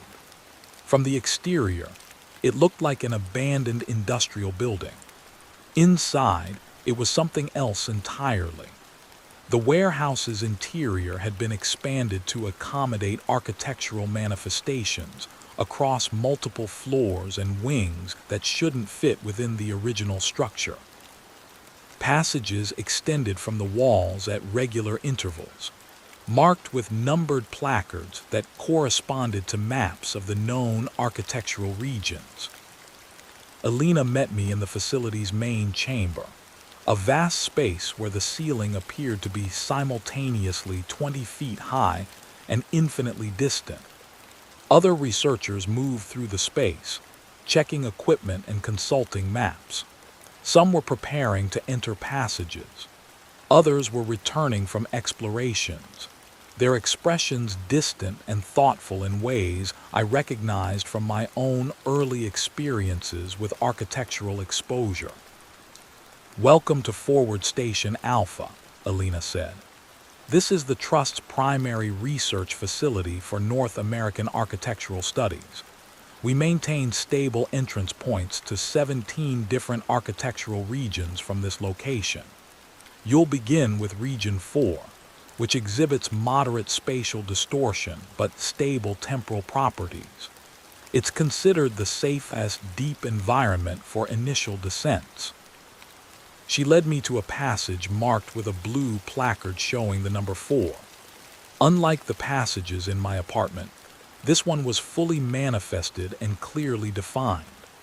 A tunnel approximately 8 feet in diameter, its walls smooth and slightly luminous, descending at a steady angle into darkness that seemed to have texture and depth. "Standard protocol is a 4-hour descent on your first deep exploration," Alina said, helping me into a harness connected to a tether that extended back into the main chamber. The tether maintains your connection to consensus reality. If you experience severe disorientation or encounter unexpected configurations, pull twice and we'll extract you immediately. If you find something significant, pull once to request additional time. I looked into the passage, seeing it extend downward beyond the range of any normal visibility. My training had prepared me for spatial distortions, but standing at the entrance to a truly deep section still created profound anxiety. This wasn't like exploring the initial segments of passages in my apartment. This was descending into the architecture's fundamental structures, where reality operated according to principles I'd only read about in the Blackwater documentation. "Remember your anchors," Alina said quietly. Maintain awareness of your body, your breathing, the tether connecting you to this location. Those physical references will help you navigate the perceptual shifts you'll encounter. I nodded, took a breath, and stepped into the passage. The descent began normally. The tunnel maintained consistent dimensions, its walls smooth and faintly luminous. I could hear my footsteps echoing in the confined space, feel the slight downward slope beneath my feet. This section could have been a conventional tunnel carved through rock, except for the quality of the light. It didn't come from any source I could identify. The walls themselves glowed with a soft radiance that illuminated without casting shadows. After approximately 20 minutes of walking, the tunnel's geometry began to change. The walls curved in ways that created angles that shouldn't exist in three-dimensional space. The floor remained level beneath my feet, but my visual perception suggested I was simultaneously ascending and descending. I focused on my breathing, using the stabilization techniques Alina had taught me, maintaining my anchor in physical sensation, even as my visual perception showed impossibilities. The passage widened gradually until I emerged into a chamber that defied any simple description. Its boundaries were unclear, walls that seemed to exist at multiple distances simultaneously, a ceiling that was both close and impossibly far away. The space felt vast and intimate at once, as if it contained different scales of reality overlapping in the same location. And throughout the chamber, I saw structures, not built in any conventional sense, but grown or formed through processes that left no evidence of construction. Crystalline formations that curved through impossible angles, platforms that floated without visible support, passages that connected points in the chamber that shouldn't be adjacent. I moved through the space carefully, documenting everything with the camera Alina had provided. The equipment was specially designed for architectural photography, capable of capturing multiple spatial states in a single image. I photographed the crystalline structures, the floating platforms, the impossible connections between distant points, and then I saw the entity. It manifested as a distortion in the space itself, a region where the chamber's geometry became even more unstable. As I watched, the distortion moved, flowing through the crystalline structures like water through coral. It had no fixed form, but I could perceive intention in its movement. It was aware of me, observing me with something that resembled curiosity.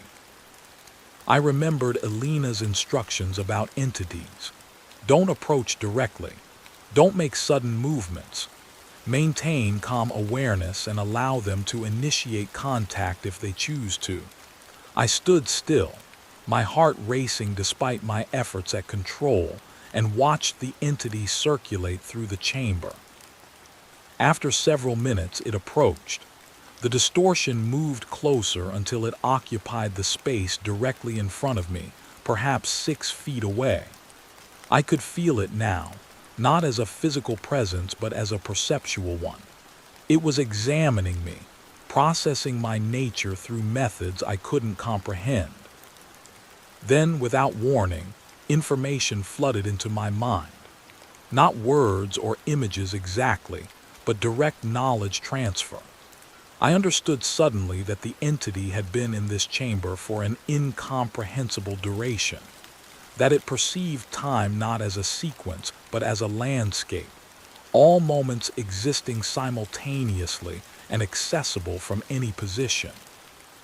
That it recognized me as something new, a consciousness that existed partially in linear time and partially outside it, capable of perceiving both states. The information transfer continued. I saw visions of the chamber's history, if history was even the right concept. I saw it forming, though forming implied temporal progression, and what I witnessed was more like the chamber existing in all its states at once, nascent and developed and ancient simultaneously. I saw other visitors, human and otherwise, moving through the space across what might have been centuries or might have been concurrent moments depending on how you measured. And I saw deeper, regions of the architecture that extended far beyond this chamber. Vast networks of passages and chambers and voids that existed in configurations my mind struggled to process. The impossible interior was larger than I'd imagined. Not just a few tunnels beneath reality, but an entire substrate of existence, a foundation layer that consensus reality rested upon like a thin film on deep water. The entity withdrew, the information transfer ending as abruptly as it had begun. I stood in the chamber, my mind reeling from what I'd just experienced.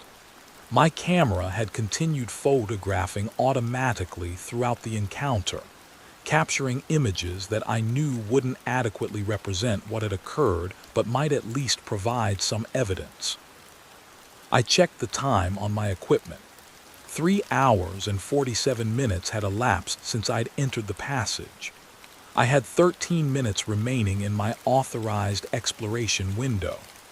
I spent those minutes documenting the chamber's structures in more detail, photographing from multiple angles and collecting samples of the crystalline formations using tools Alina had provided.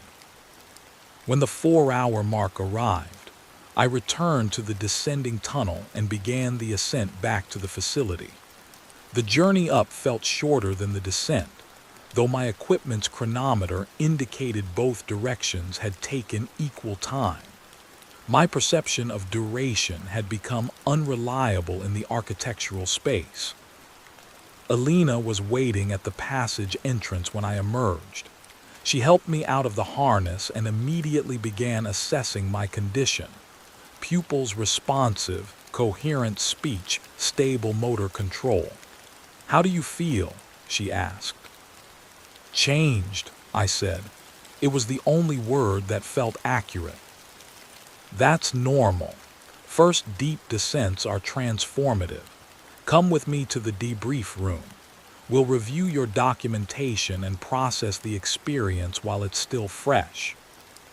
We spent the next several hours in a comfortable chamber within the facility, reviewing the photographs I'd taken and discussing what I'd encountered. The images showed the chamber's impossible geometry in fragmentary form. No single photograph captured its full nature, but the collection provided evidence of the spatial configurations I'd witnessed. The entity didn't appear clearly in any of the images, just distortions in the chamber's geometry, regions where the camera's sensors had struggled to process what they were recording. But Alina recognized the patterns. "Category 3 entity," she said, studying the images. "Relatively common in the mid-level regions. They're curious about human consciousness but generally non-threatening. The information transfer you experienced is their primary mode of interaction." It showed me the architecture's full extent, I said, or at least suggested its scale. The chamber I was in is just one small part of something vastly larger. "Yes, we've mapped approximately 0.3% of the accessible architecture over the past century. Conservative estimates suggest the complete structure extends for millions of miles in directions that don't correspond to normal spatial dimensions. It may be infinite, or it may loop back on itself in ways that create the appearance of infinity. We don't know yet."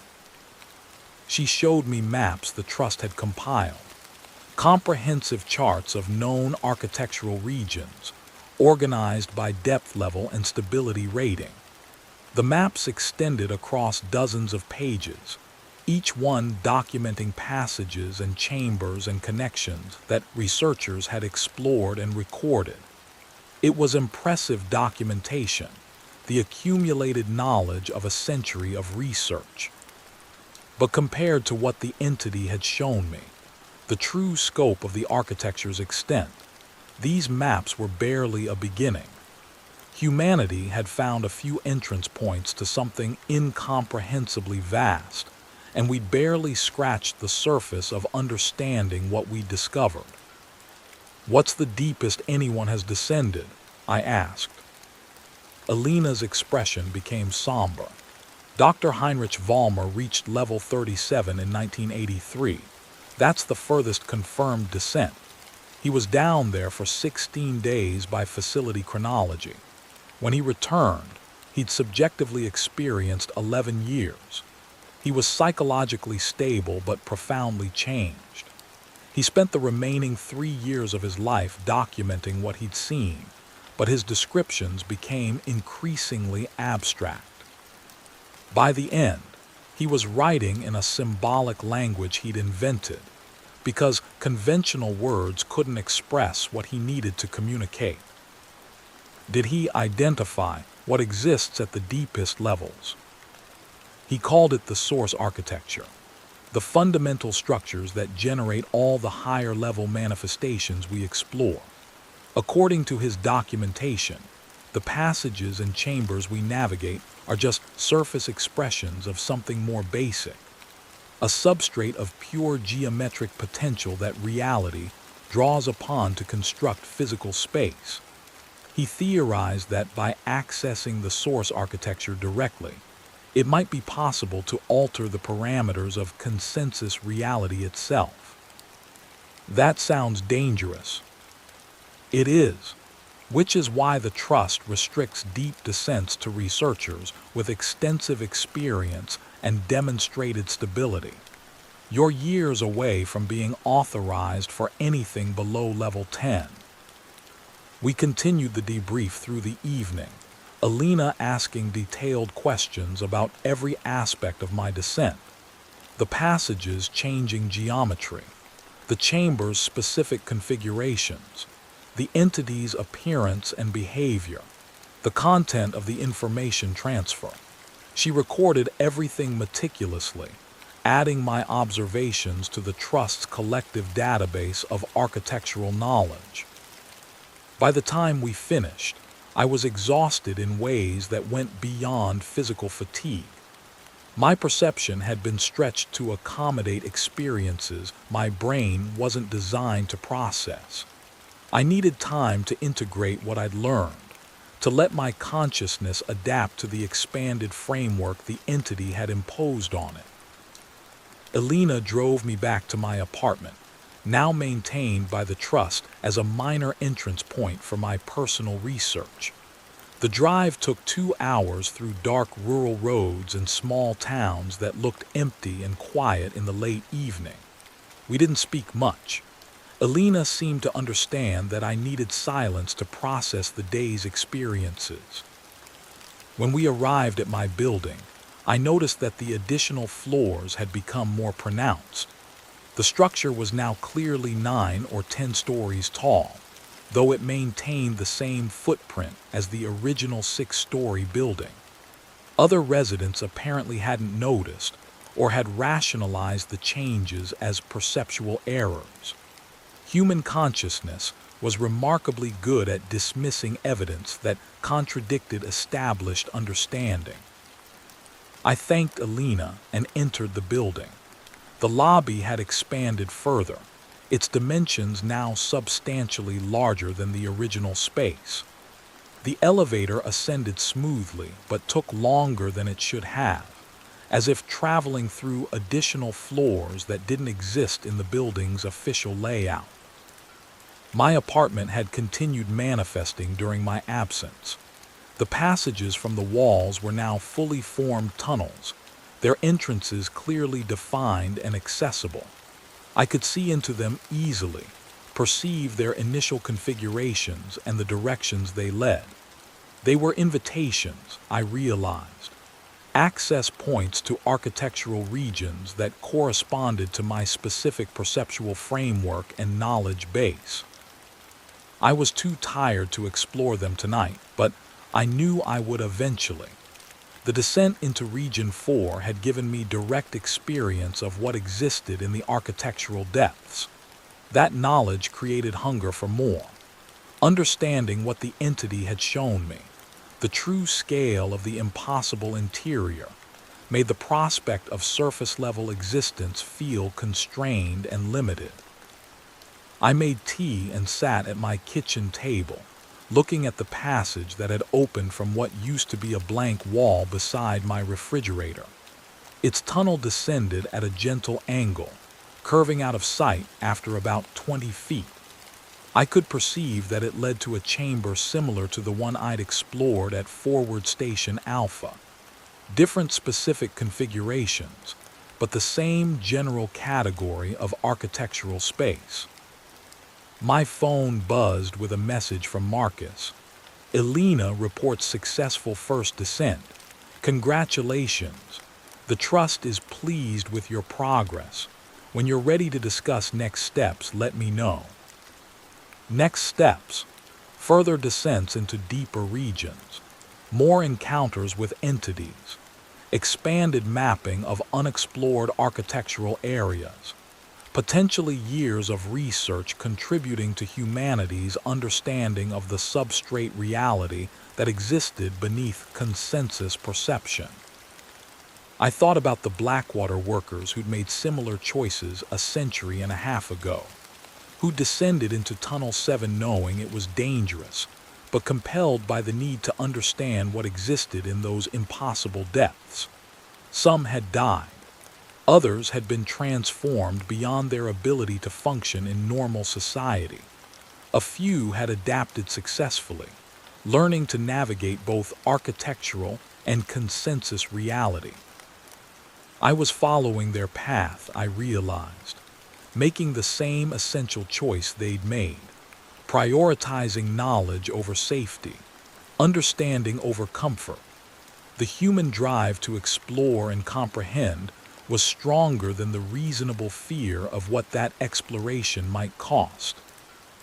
I finished my tea and went to bed, my apartment now a space that existed in multiple states simultaneously. The normal bedroom where I'd slept for years, the expanded manifestation with passages extending from its walls, the entrance point to architectural regions I'd barely begun to explore. All three versions were accurate. All three were real. My dreams that night were different from any I'd experienced before. I descended through passages that branched infinitely, each branch leading to chambers that contained more passages, creating networks of impossible space that extended in all directions at once. I encountered entities that communicated through direct knowledge transfer, showing me visions of architectural regions I hadn't visited yet. Chambers filled with light that had no source, voids that contained more than emptiness. Passages that looped through time as well as space, connecting moments separated by years or decades or centuries. And in the deepest section of my dream descent, I found something that might have been the source architecture Dr. Vollmer had described. Not a chamber or a passage, but a space of pure geometric potential. Configurations that existed before they manifested into specific forms. The underlying mathematics that generated reality's physical expression. I tried to understand it, to perceive its nature directly, but my consciousness wasn't sophisticated enough. I could sense its presence, recognize that it was fundamental to everything I'd experienced in the architecture, but I couldn't fully comprehend it. Not yet. Perhaps not ever. Perhaps human awareness, even expanded and trained, had limits that prevented complete understanding of the deepest structures. When I woke, sunlight was filtering through my windows, and I felt different, more stable in my perceptual framework, more comfortable with the multiplicity of spatial states I could now perceive. The training Elena had provided, combined with the direct experience of descending into Region 4, had solidified my ability to navigate between consensus and architectural awareness. I got up and went through my morning routine, making coffee and eating breakfast while simultaneously perceiving the passages that extended from my apartment's walls. Both realities existed concurrently in my awareness without creating confusion or disorientation. I'd learned to hold them both, accepting that physical space was more complex and multifaceted than conventional understanding suggested. I spent the morning documenting my dream experiences, writing detailed descriptions of the architectural regions I'd perceived during sleep. Alina had explained that dreams often provided access to architectural knowledge that conscious exploration couldn't reach. The sleeping mind operated without the filtering mechanisms that constrained waking perception, allowing deeper penetration into the impossible interior. By afternoon, I felt ready to explore one of the passages in my apartment. Not a deep descent. I wasn't authorized for that without supervision, but a brief exploration of the passage's initial section, documenting its configuration and characteristics for my personal research records. I chose the passage that extended from my living room's north wall, the one that had been the first to fully manifest. Its tunnel was approximately 6 feet in diameter, its walls smooth and faintly luminous like the passage at Forward Station Alpha. It descended at a moderate angle, curving gently to the left after about 15 feet. I entered carefully, maintaining awareness of my physical anchor in the apartment while allowing my perception to expand into the architectural space. The passage's walls had a texture that was simultaneously smooth and complex, as if containing patterns at scales too small for normal vision to resolve. The luminescence came from the material itself, not from any external source. The curve led to a junction where 3 additional passages branched off the main tunnel. Each one descended in a different direction, leading toward different architectural regions. I stood at the junction, perceiving the configurations each passage led to. The left branch descended sharply toward a chamber that felt cold and crystalline.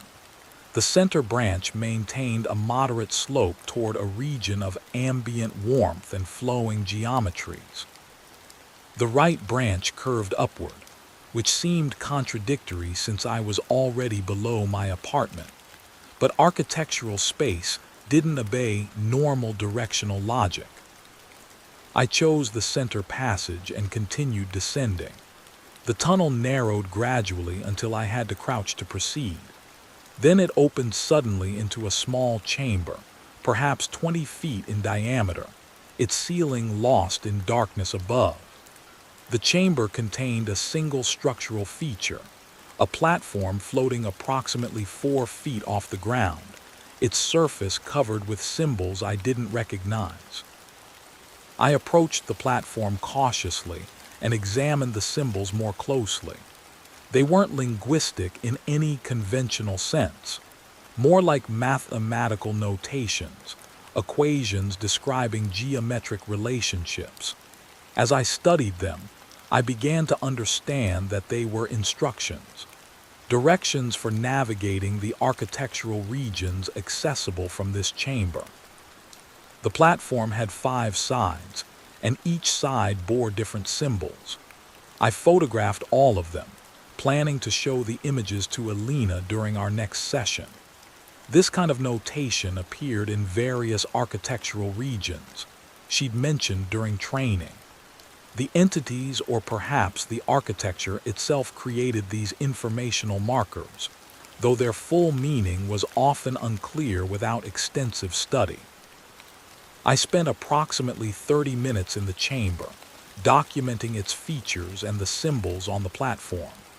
Then I returned to my apartment, ascending through the passages until I emerged into my living room. The transition back to consensus space was smooth. barely noticeable. My training had made navigation between realities almost automatic. Over the following months, I developed a routine. Regular training sessions with Alina, advancing my skills in perceptual control and spatial navigation. Supervised descents at Forward Station Alpha, exploring deeper into Region 4 and beginning to access adjacent regions. Personal research in my apartment's passages, documenting their configurations and the chambers they connected to. The work was consuming in the best possible way. Every descent revealed new configurations, new entities, new aspects of the architecture's vast complexity. I contributed my findings to the Trust's research database, my documentation adding to the collective knowledge humanity had accumulated about the impossible interior. But I also noticed changes in myself that went beyond improved navigation skills. My relationship to consensus reality was shifting fundamentally. Normal spaces felt increasingly constrained, their simplified geometries boring compared to the architectural multiplicity I could perceive beneath them. I found myself spending more time in the passages, exploring their depths and documenting what I found, less time engaging with conventional activities and social interactions. Alina noticed during one of our sessions. "You're isolating," she said gently. "It's a common pattern among researchers who spend significant time in the architecture. The normal world feels limited compared to what you've experienced in the depths, but you need to maintain connections to consensus reality. Complete isolation leads to instability." "I have connections," I said. "I work with the Trust. I communicate with other researchers." "Those are professional relationships focused on architectural study. I'm talking about connections outside the research context, friends who aren't involved in this work, activities that ground you in conventional experience." She was right, though I didn't want to admit it. I'd stopped maintaining friendships with colleagues from the Institute who weren't part of the Trust's program. I'd stopped engaging with hobbies and interests that didn't relate to architectural exploration. My entire life had narrowed to a single focus, understanding the impossible interior. "The Blackwater workers who adapted to Tunnel 7, I said. "The ones who lost the ability to function in normal spaces. Did they choose that isolation, or did it happen to them gradually?" "Both, probably. The architecture is seductive.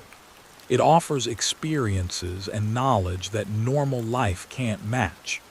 People who are drawn to that depth often find themselves choosing it over conventional existence. But the choice creates consequences that become irreversible if you're not careful." I thought about that conversation for days afterward, trying to honestly assess my own trajectory. Was I making conscious choices about how much time to spend in architectural exploration, or was I being drawn into isolation without fully recognizing it? The distinction mattered, but it was difficult to evaluate from inside the process. I made an effort to reconnect with consensus reality. I attended institute events, had coffee with former colleagues, engaged in conversations about topics unrelated to architectural research. But I found myself constantly aware of the passages that existed beneath and beyond every location. Every room I entered, I could perceive its architectural potential. Every building contained entrance points waiting to manifest. The simplified version of space that most people experienced felt like a comfortable illusion I no longer fully believed in. 6 months after my first descent into Region 4, Alina authorized me to attempt a Level 7 exploration, significantly deeper than anything I'd accessed before, but still within the range considered safe for researchers with my level of training and experience. We prepared for 2 weeks, reviewing protocols and studying maps of the target region. Level 7 existed in an area where temporal stability began to break down. Clocks would run at inconsistent rates. Causality became fuzzy, with effects sometimes preceding their causes. Researchers needed specialized training to navigate that environment without experiencing severe disorientation. The descent began at Forward Station Alpha, following a passage marked with a red placard showing the number 7. This tunnel was different from the ones I'd explored before. Wider and more elaborately structured, its walls covered with geometric patterns that seemed to move as I watched. The descent angle was steeper, creating a sensation of falling even though my feet maintained contact with the floor. Elena accompanied me on this exploration, her presence providing both guidance and safety backup. We descended in silence, our breathing synchronized in the pattern she taught me for maintaining perceptual stability. The passage extended far beyond any previous exploration I'd conducted, continuing downward for what felt like hours, though my chronometer showed only 43 minutes had elapsed. The temporal instability began gradually. Small inconsistencies between my chronometer and my subjective experience. Movements that seemed to occur in the wrong sequence. Elena's voice reaching my ears before her lips moved. I focused on my breathing, using the stabilization techniques to maintain coherence as time's normal linearity dissolved around me. We emerged into a chamber that existed in multiple temporal states simultaneously. I could see the chamber as it appeared now, empty and crystalline. But I could also see it occupied by researchers who weren't there, or rather, who had been there at some other time, their presence bleeding through into my current perception. They moved through the space conducting their own explorations, unaware of my observation or existing in moments separated from mine by hours or days or years. "This is level 7, Elena said, her voice echoing strangely. "Time is non-linear here, but not completely chaotic. You can navigate if you maintain awareness of your own temporal thread while perceiving the others. Don't try to interact with the temporal echoes. Just observe and document." I photographed the chamber, the camera capturing multiple temporal states in layers. The resulting images showed the empty space overlaid with translucent figures conducting their research across different moments. Some were researchers I recognized from the facility. Others were strangers, possibly explorers from decades past whose presence still resonated in this location.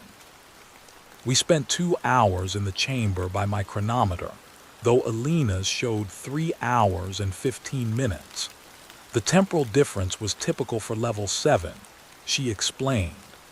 Each person maintained their own temporal thread while existing in shared space. It created inconsistencies, but remained manageable with proper training. I encountered my first temporal loop near the end of our exploration, a section of the chamber where cause and effect had become completely circular. I watched myself approach the platform at the chamber's center, examine it, take photographs, and retreat, all before I'd actually done those actions. Then I performed them exactly as I'd witnessed, completing the loop. The experience was deeply disorienting despite my training, creating a sense of inevitability that made free will feel like an illusion.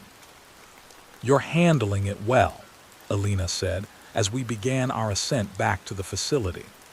"Most researchers experience severe nausea during their first temporal loop. You maintained your composure and completed the observation sequence." Back at the facility, we spent hours debriefing, reviewing the photographs and discussing what I'd experienced.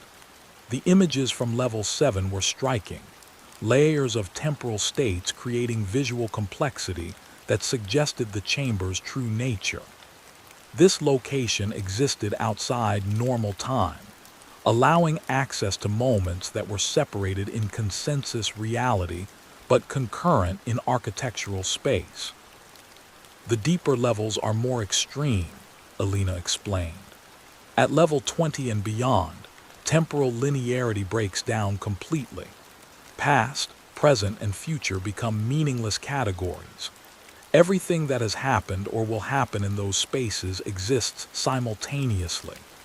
Dr. Vollmer described it as time becoming a landscape you could navigate in any direction, experiencing moments in whatever sequence you chose.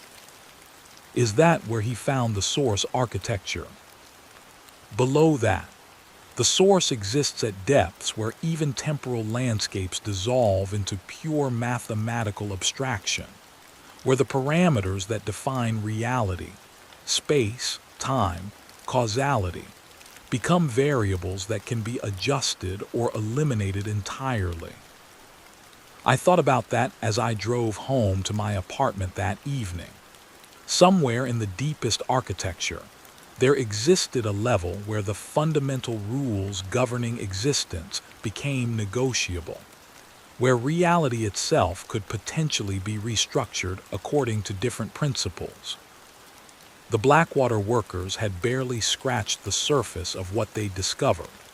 Tunnel 7 had accessed the architecture's upper levels, regions where spatial and temporal rules became flexible but remained relatively stable.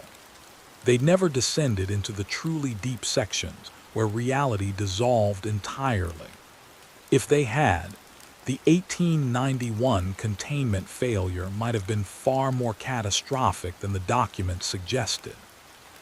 My apartment had continued manifesting during my absence. New passages had opened from walls and floors, creating a network of access points to different architectural regions. I could now reach at least 7 distinct areas directly from my living space without visiting Forward Station Alpha. Each passage led to chambers and regions I'd only partially explored, their full extent still unknown. I spent that evening mapping the connections, documenting which passages led to which regions and how they interrelated. The architecture wasn't random, I was discovering. It had structure and organization, though the organizing principles weren't immediately obvious. Passages that seemed unrelated in terms of their physical locations could be closely connected in architectural space, while adjacent tunnels might lead to regions separated by vast distances within the impossible interior. Marcus contacted me the next morning with an unusual request. The Trust has received information about a potential entrance point in rural Pennsylvania, an old coal mine that was sealed in 1923 after workers reported spatial anomalies similar to the Blackwater phenomena. They want someone to conduct a preliminary assessment. Given your experience with the Blackwater documentation, you'd be ideal for the initial evaluation. What kind of assessment? Standard protocol. Visit the location, examine any accessible areas, look for evidence of architectural manifestation. If you find strong indicators, we'll arrange for a full research team. If not, we'll archive the report and move on. The mine was located approximately 4 hours from my apartment, in a region of Pennsylvania that had once been heavily industrialized, but had declined significantly over the past century. I drove there on a gray morning in late October, the landscape around me growing increasingly rural as I left the highway and followed narrow roads through small towns and forest. The mine entrance was marked by a rusted metal gate bearing a faded sign, "No trespassing, dangerous structure."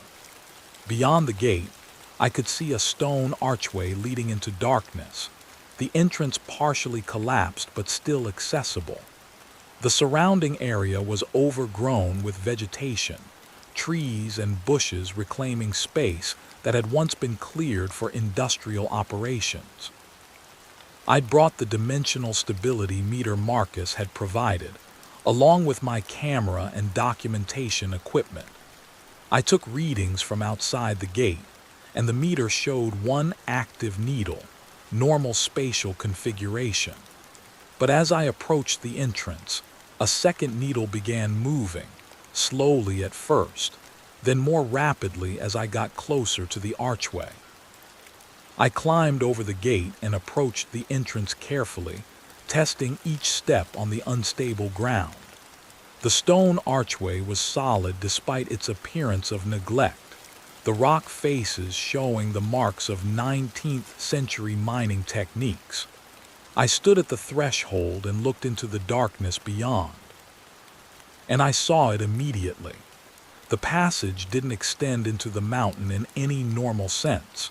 It curved in ways that created impossible angles, its geometry distorting space according to architectural principles. This wasn't just an abandoned coal mine. It was an entrance point, possibly one that had been active since long before the mine was excavated. I took extensive photographs and stability readings, documenting the entrance's characteristics. The manifestation was significant, 3 needles active on the meter, indicating multiple spatial states overlapping in the entrance area. This location warranted a full research team and proper exploration protocols. But I was already here, and I had training in architectural navigation, and I'd brought proper equipment. The reasonable decision was to retreat, file my report, and wait for the trust to organize an official expedition. Instead, I entered the passage. The darkness enveloped me immediately, but my headlamp revealed walls that curved and twisted in familiar patterns. This tunnel was old, I realized, much older than the coal mine that had accidentally accessed it. The walls showed marks that predated human activity in this region, patterns that suggested the architecture had shaped itself long before anyone discovered the entrance. I descended carefully, maintaining awareness of my physical anchors while allowing my perception to expand into the architectural space. The passage extended deeper than any coal mine should reach, continuing far beyond the depth that would have been practical for 19th century extraction operations. After approximately 30 minutes of descent, I found myself in a chamber that took my breath away. It was vast, easily the size of a cathedral, its ceiling lost in darkness above, and it was full of structures, not natural rock formations or mining equipment, but architectural features that served no obvious purpose. Platforms floating at various heights, crystalline formations growing in impossible directions, passages opening from the walls at angles that defied gravity. And in the center of the chamber, something I'd never encountered before. A void, not darkness or empty space, but an absence so complete it seemed to negate existence itself. Looking at it created a sense of vertigo, as if I were standing at the edge of something that could swallow not just my physical body but my entire presence across all spatial and temporal states. I approached it cautiously, my training screaming warnings about unknown architectural features. But I was compelled by the same drive that had led the Blackwater workers into Tunnel 7, the need to understand, to comprehend what existed in these impossible spaces. As I got closer, I began to perceive structure within the void. Not physical structure, but mathematical. Equations describing relationships that existed before they manifested into physical form. This was similar to what I'd glimpsed in my dream, the source architecture that underlay all the manifested spaces I'd been exploring. And I understood, with sudden certainty, that this chamber was connected to the deepest levels. That by entering this abandoned Pennsylvania mine, I'd accidentally accessed a pathway that led directly to the fundamental structures. No need to descend through dozens of intermediate levels. This entrance point connected to the source more directly than the carefully mapped passages at Forward Station Alpha. I stood at the edge of the void for several minutes, simultaneously terrified and exhilarated. I could descend into it, drop into those mathematical depths and experience directly what Dr. Vollmer had tried to describe. See the parameters that defined reality in their pure form, before they crystallized into the physical expressions we normally experienced. But Alina's warnings echoed in my mind. Deep descents required supervision and support.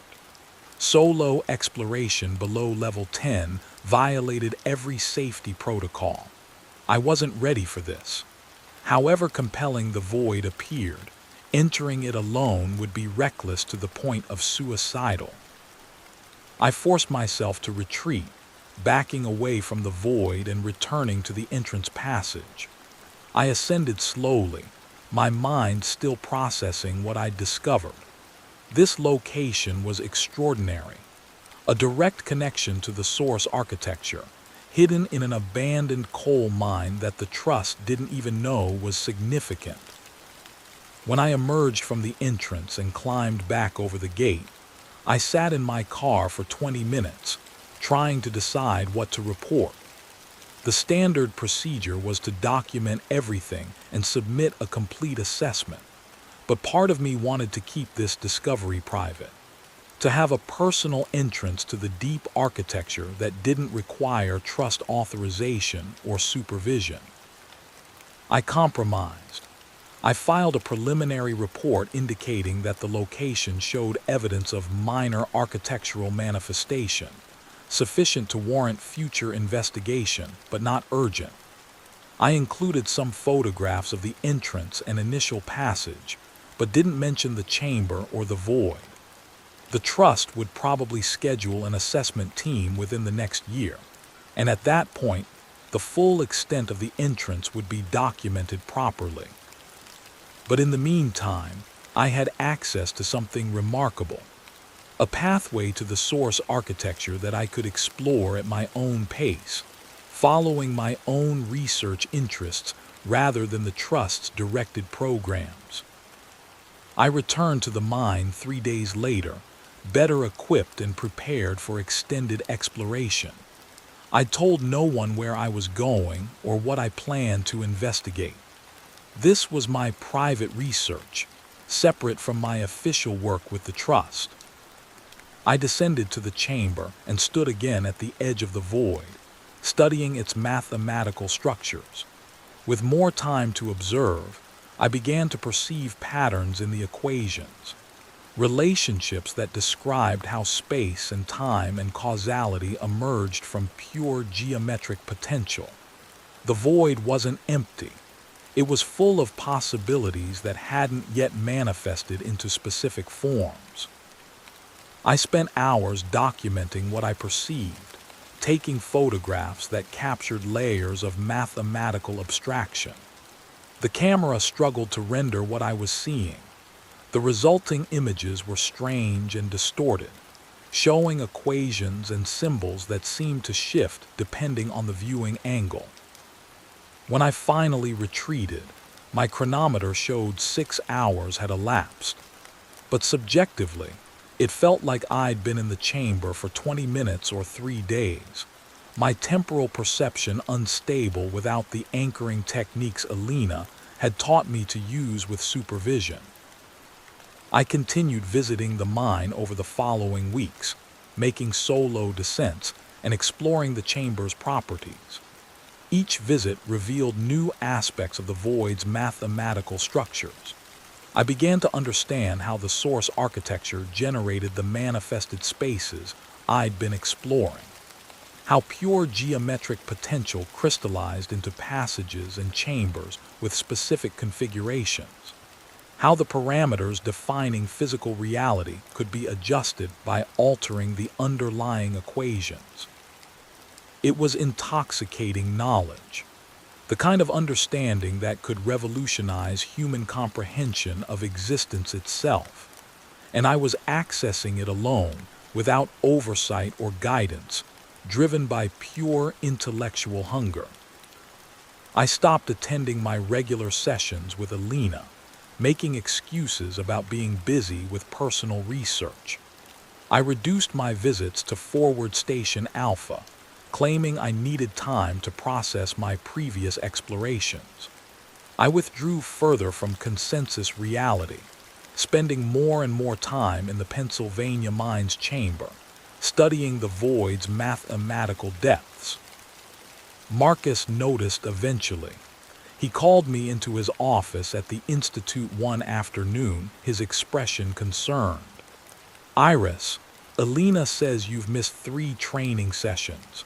She's worried about your isolation pattern. What's going on?" "I'm fine. Just pursuing some independent research that requires my full attention." "What kind of research?"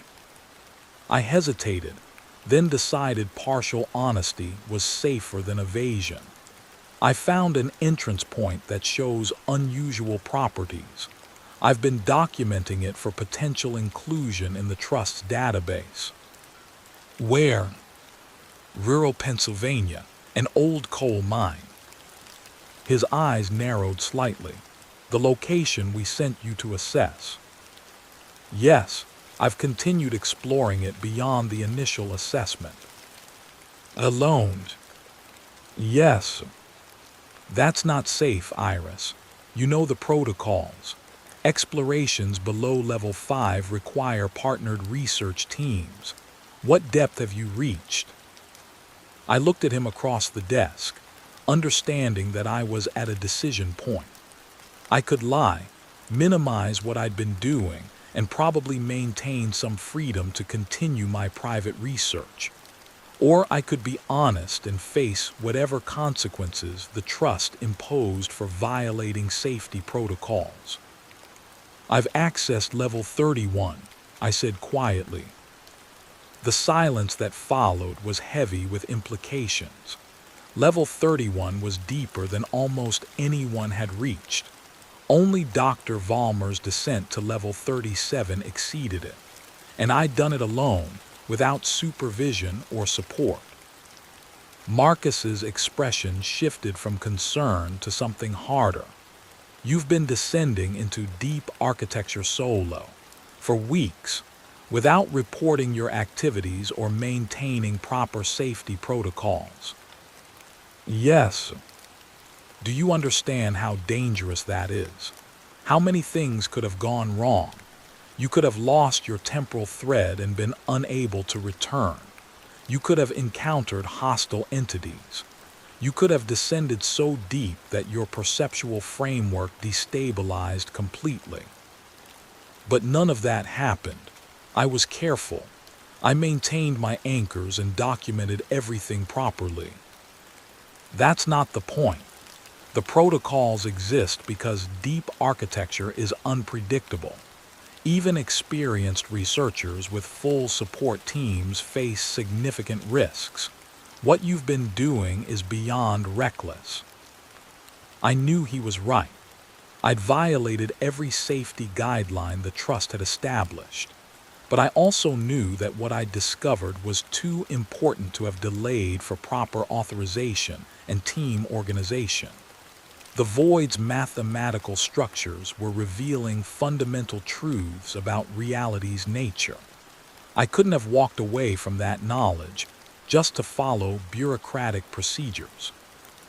"I found something," I said. "At level 31, a direct connection to the source architecture. The kind of access Dr. Vollmer spent years searching for." That got his attention. "Describe it." I told him about the void and its mathematical structures, the equations describing reality's parameters in their pure form, the sense that by understanding those equations, It might be possible to alter the fundamental rules governing existence. When I finished, Marcus sat in silence for several minutes, his expression thoughtful. "This is significant," he finally said. "If you've actually accessed the source architecture, that represents a major research breakthrough. But it doesn't excuse the protocol violations. You should have reported this immediately and waited for proper team organization."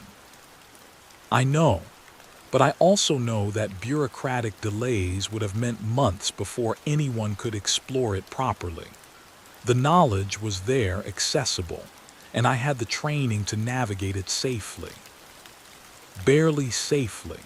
You're exhibiting classic symptoms of architectural obsession, isolation from consensus reality, prioritizing exploration over personal well-being, rationalizing protocol violations as necessary for research advancement. This is exactly the pattern that led to Dr. Vollmer's breakdown. Vollmer didn't break down. He expanded beyond conventional perception and documented what he found. He lost the ability to communicate in normal language. He created a symbolic system that no one else could understand. He died alone, unable to maintain basic social connections because his consciousness had adapted too completely to architectural awareness. That's not expansion. That's fragmentation. I wanted to argue, but part of me recognized the truth in what he was saying. I had been isolating. I had been prioritizing architectural research over everything else in my life. I had been following the same path that had led the Blackwater workers into permanent adaptation to Tunnel 7. "What do you want me to do?" I asked. "First, you're going to take me to the Pennsylvania location and show me what you found. We'll conduct a proper assessment with full safety protocols. Then you're going to resume regular training sessions with Alina and reduce your solo exploration time. And you're going to work with our psychologist to address the isolation patterns you've developed.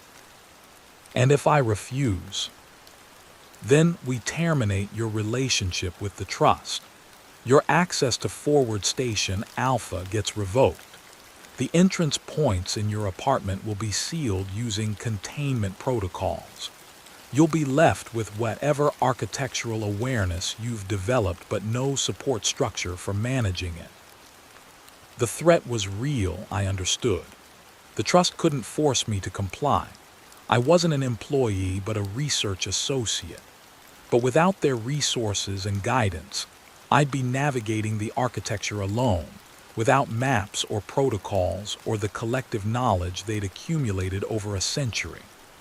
Eventually, like the Blackwater workers who'd adapted too completely to Tunnel 7, I'd lose my ability to function in consensus reality. "I'll take you to the mine tomorrow," I said.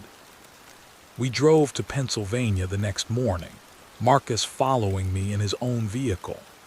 The route felt different now, less like a private journey to hidden knowledge and more like a confession of failures. I'd violated trust protocols, pursued personal research at the expense of safety, and exhibited the exact isolation patterns that led to psychological destabilization. Marcus was right to intervene, even if I resented the loss of autonomy. We arrived at the mine entrance mid-morning. Marcus examined the gate and the overgrown surroundings with professional assessment, taking his own stability readings and photographs. When we approached the threshold, his meter showed the same three-needle pattern I documented on my first visit. "Significant manifestation," he said. "This should have been flagged as high priority in your initial report." I know. I minimized the findings intentionally. We entered the passage together, Marcus taking point position and setting a careful pace. His movements through architectural space were fluid and practiced, I realized this wasn't his first deep descent. He'd been exploring the impossible interior far longer than I'd known him. His role as institute director was just cover for his primary work with the trust. The descent took longer with two people, Marcus insisting we stop frequently to take readings and document the passage's characteristics. By the time we reached the chamber, nearly an hour had elapsed. We stood at the entrance, and I watched Marcus's expression shift as he perceived the space's full extent. "This is extraordinary," he said quietly. "The concentration of architectural features is unlike anything at Forward Station Alpha, and that void." He moved toward it slowly, his stability meter showing readings that fluctuated wildly as we approached. "You were right. This is a direct connection to the source architecture. The mathematical structures are clearly visible even from this distance." We spent 3 hours in the chamber, Marcus documenting everything with equipment far more sophisticated than what I'd been using. He took samples of the crystalline formations, recorded detailed spatial measurements, and conducted analysis of the void's mathematical patterns using instruments I didn't recognize. "The Trust is going to want immediate access to this location," he said, as we prepared to ascend back to the surface. "This represents potentially decades worth of research opportunities. The board will probably authorize a permanent research station here, similar to Forward Station Alpha, but focused specifically on source architecture access." "What about my protocol violations?" "We'll address those separately. Your discovery here mitigates the severity somewhat, but there will be consequences. Probably suspension from solo exploration privileges for at least 6 months, mandatory psychological assessment, increased supervision during any future descents." The consequences felt reasonable given what I'd done. I'd gambled with my safety and violated established protocols, and I'd gotten lucky that nothing catastrophic had occurred. Others in my position might not have been so fortunate. We emerged from the mine in late afternoon, the autumn sunlight feeling almost harsh after hours in the chamber's perpetual twilight. Marcus made several phone calls while I documented our findings in my field notes, preparing materials for the official report I'd need to submit. "The Trust is sending a team tomorrow," he said after finishing his calls.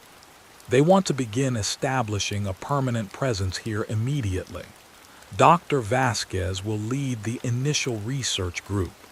She specifically requested that you be included on the team, despite the protocol issues." "She's not angry. She's concerned, but she also recognizes that you made a genuine discovery. She wants to work with you to ensure you develop the discipline necessary for long-term architectural research. Many people flame out after their first few years because they can't maintain the balance between exploration and stability. Alina thinks you can learn that balance if you're willing to accept guidance." I was willing. The past weeks of solo exploration had been thrilling but also lonely and disorienting. I'd lost track of normal time, neglected basic self-care, and progressively isolated myself from all social connections. Without intervention, I would have continued down that path until I became another cautionary tale. An explorer who descended too deep too fast and lost the ability to return to consensus reality. The research team arrived the next day, 8 specialists with equipment that transformed the mine entrance into a proper field station. They established base camp in the chamber I'd discovered, setting up monitoring equipment and communication systems that would allow safer exploration of the void's mathematical structures. Alina arrived with the second wave of personnel, and we had a long conversation about my solo descents. She didn't lecture or reprimand, just listened while I described what I'd experienced and why I'd made the choices I'd made. When I finished, she was quiet for several moments before speaking. "The architecture calls to certain types of consciousness," she said finally. "People who are deeply curious, who value knowledge over comfort, who find conventional reality constraining. That's you, Iris." And it was the Blackwater workers, and Dr. Vollmer, and every researcher who's ever descended into the deep sections. We're all drawn to the impossible interior because it offers something we can't find anywhere else. "Complete understanding," I said. "The promise of complete understanding. But that's an illusion. The architecture is infinite or near enough that it makes no practical difference. You could spend multiple lifetimes exploring and never reach its full extent. The knowledge is always deeper than you can access, always more complex than you can comprehend. Accepting that limitation is crucial for long-term stability." But Dr. Vollmer reached the source architecture. He documented the fundamental equations. Isn't that close to complete understanding? He documented what he could perceive at level 37. But there are deeper levels, always deeper levels. The source he found was just another layer, sophisticated enough to seem fundamental but still built on structures more basic than he could access. He died believing he'd found the bottom, but he hadn't. No one has. No one will. That perspective was simultaneously disappointing and liberating. The impossible interior would never be fully mapped or completely understood. But that meant there would always be new discoveries to make, new regions to explore, new knowledge to contribute to humanity's understanding of reality's true nature. Over the following months, I worked with the research team at what we designated Forward Station Beta. We mapped the chamber's features systematically, conducted controlled studies of the void's mathematical structures, and began training other researchers in the protocols necessary for source architecture observation. I also resumed regular sessions with Alina, working on perceptual discipline and stability maintenance. The psychological assessment Marcus had revealed that I was high-functioning, but at risk for obsessive patterns.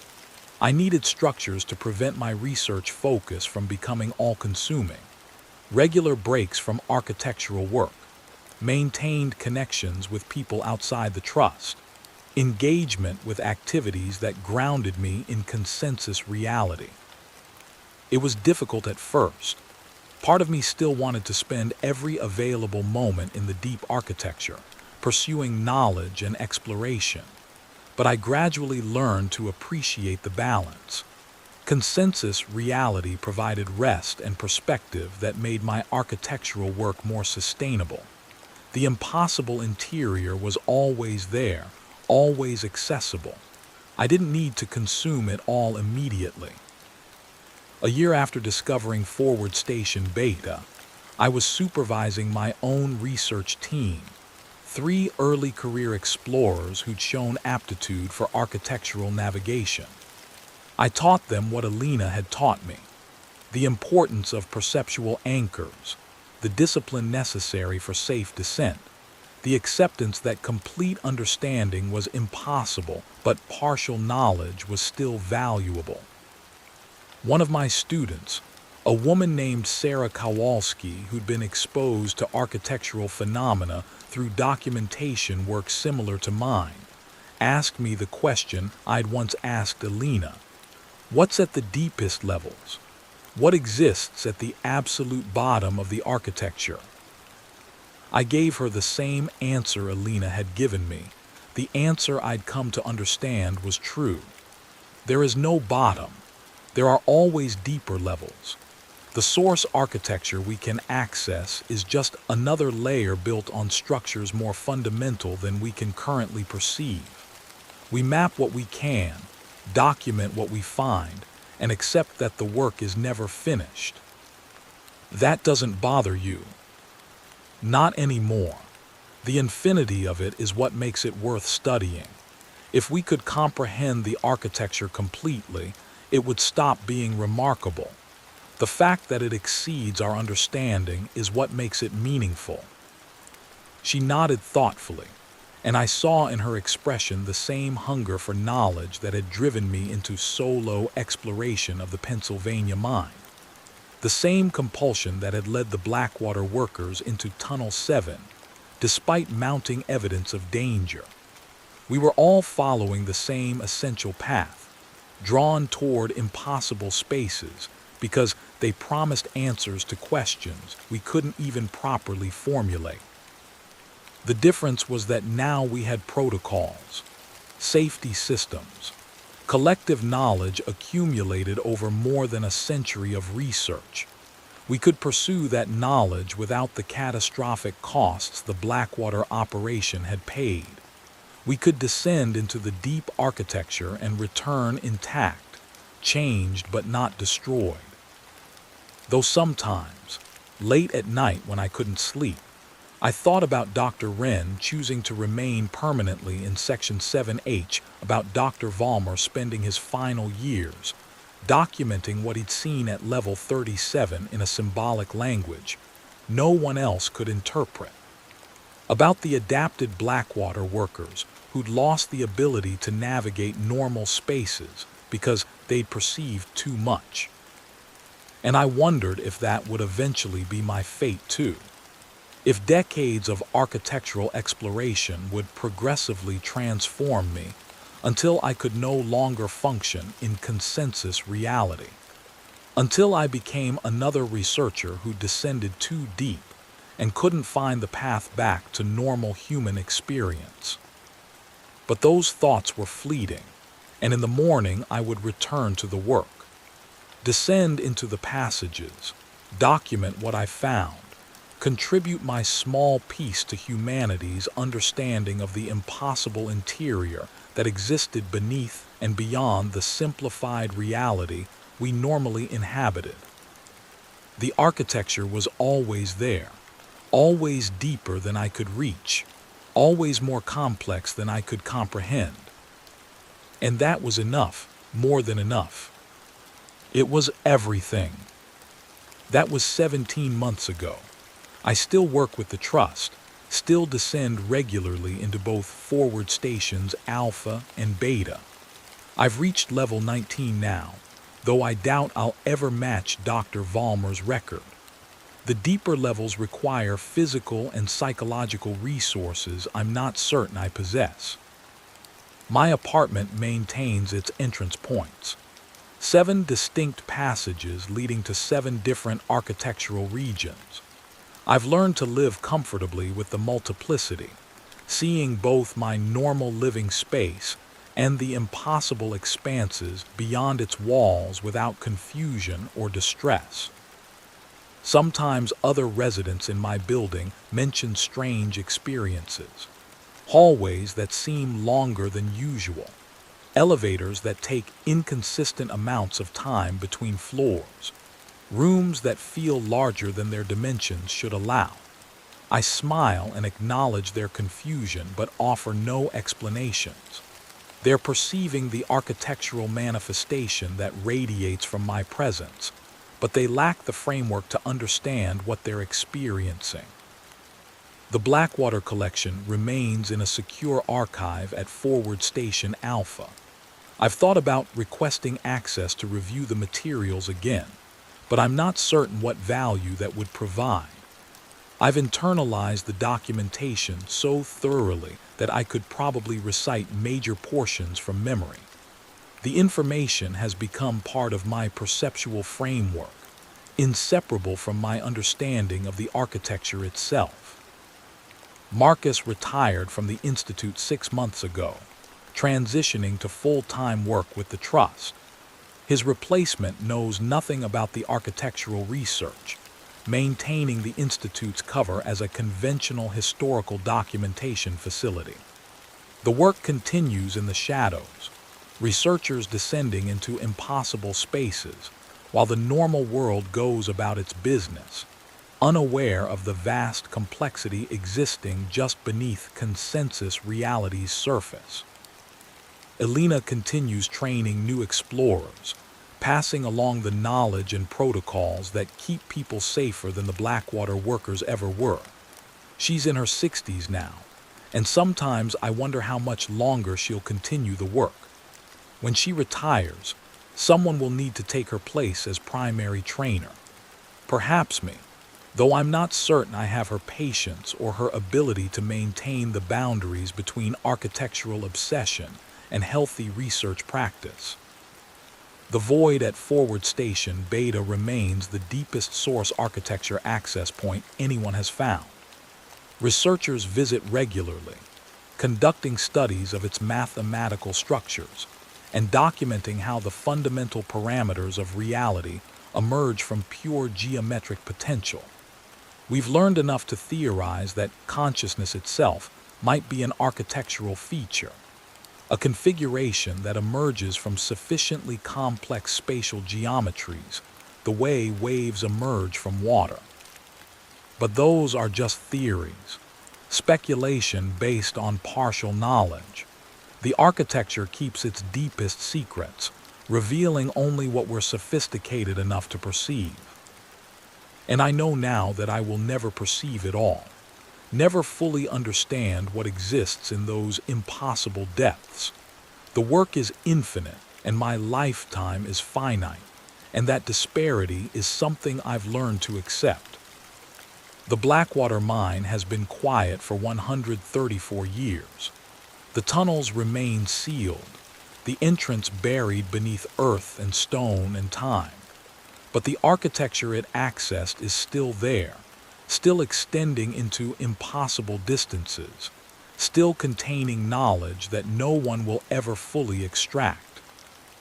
And somewhere in Section 7H, perhaps Dr. Wren still exists in whatever form consciousness takes when it abandons linear time completely, still observing, still documenting, still residing in the space between states, experiencing simultaneity that human language was never designed to describe. I think about him sometimes and about the choice he made. Complete immersion in the architecture at the cost of everything else. It's a choice I could make, a path I could follow if I chose to descend deep enough and stay long enough that consensus reality became impossible to navigate. But not today. Today I have training sessions to conduct, research reports to file, and a team descent plan to level 12. Normal work in an impossible context. The balance Elena taught me to maintain. The passages in my apartment glow softly in the morning light, inviting exploration. They're always inviting, always calling. The architecture wants to be known, wants consciousness to penetrate its depths and comprehend its structures. And I will answer that call. I'll descend again tomorrow and the day after, and for as many years as my mind remains stable enough to navigate the impossible interior. Because once you've seen what exists beneath consensus reality's simplified surface, you can't unsee it. The knowledge becomes permanent, transforming your relationship to physical space in ways that can never be reversed. The Blackwater workers understood that. Dr. Wren and Dr. Vollmer understood it. Every researcher who's ever descended into the deep architecture has understood it. We're all explorers of the impossible interior now, changed by what we've witnessed, unable to return to the comfortable ignorance we once inhabited. And somewhere in the darkness below, in passages extending further than any measurement can capture, the architecture waits, patient in its immensity, infinite in its complexity, waiting for the next consciousness brave enough or foolish enough to descend into its depths an attempt to comprehend what should never be comprehended. The work is never finished. The descent continues, always deeper, always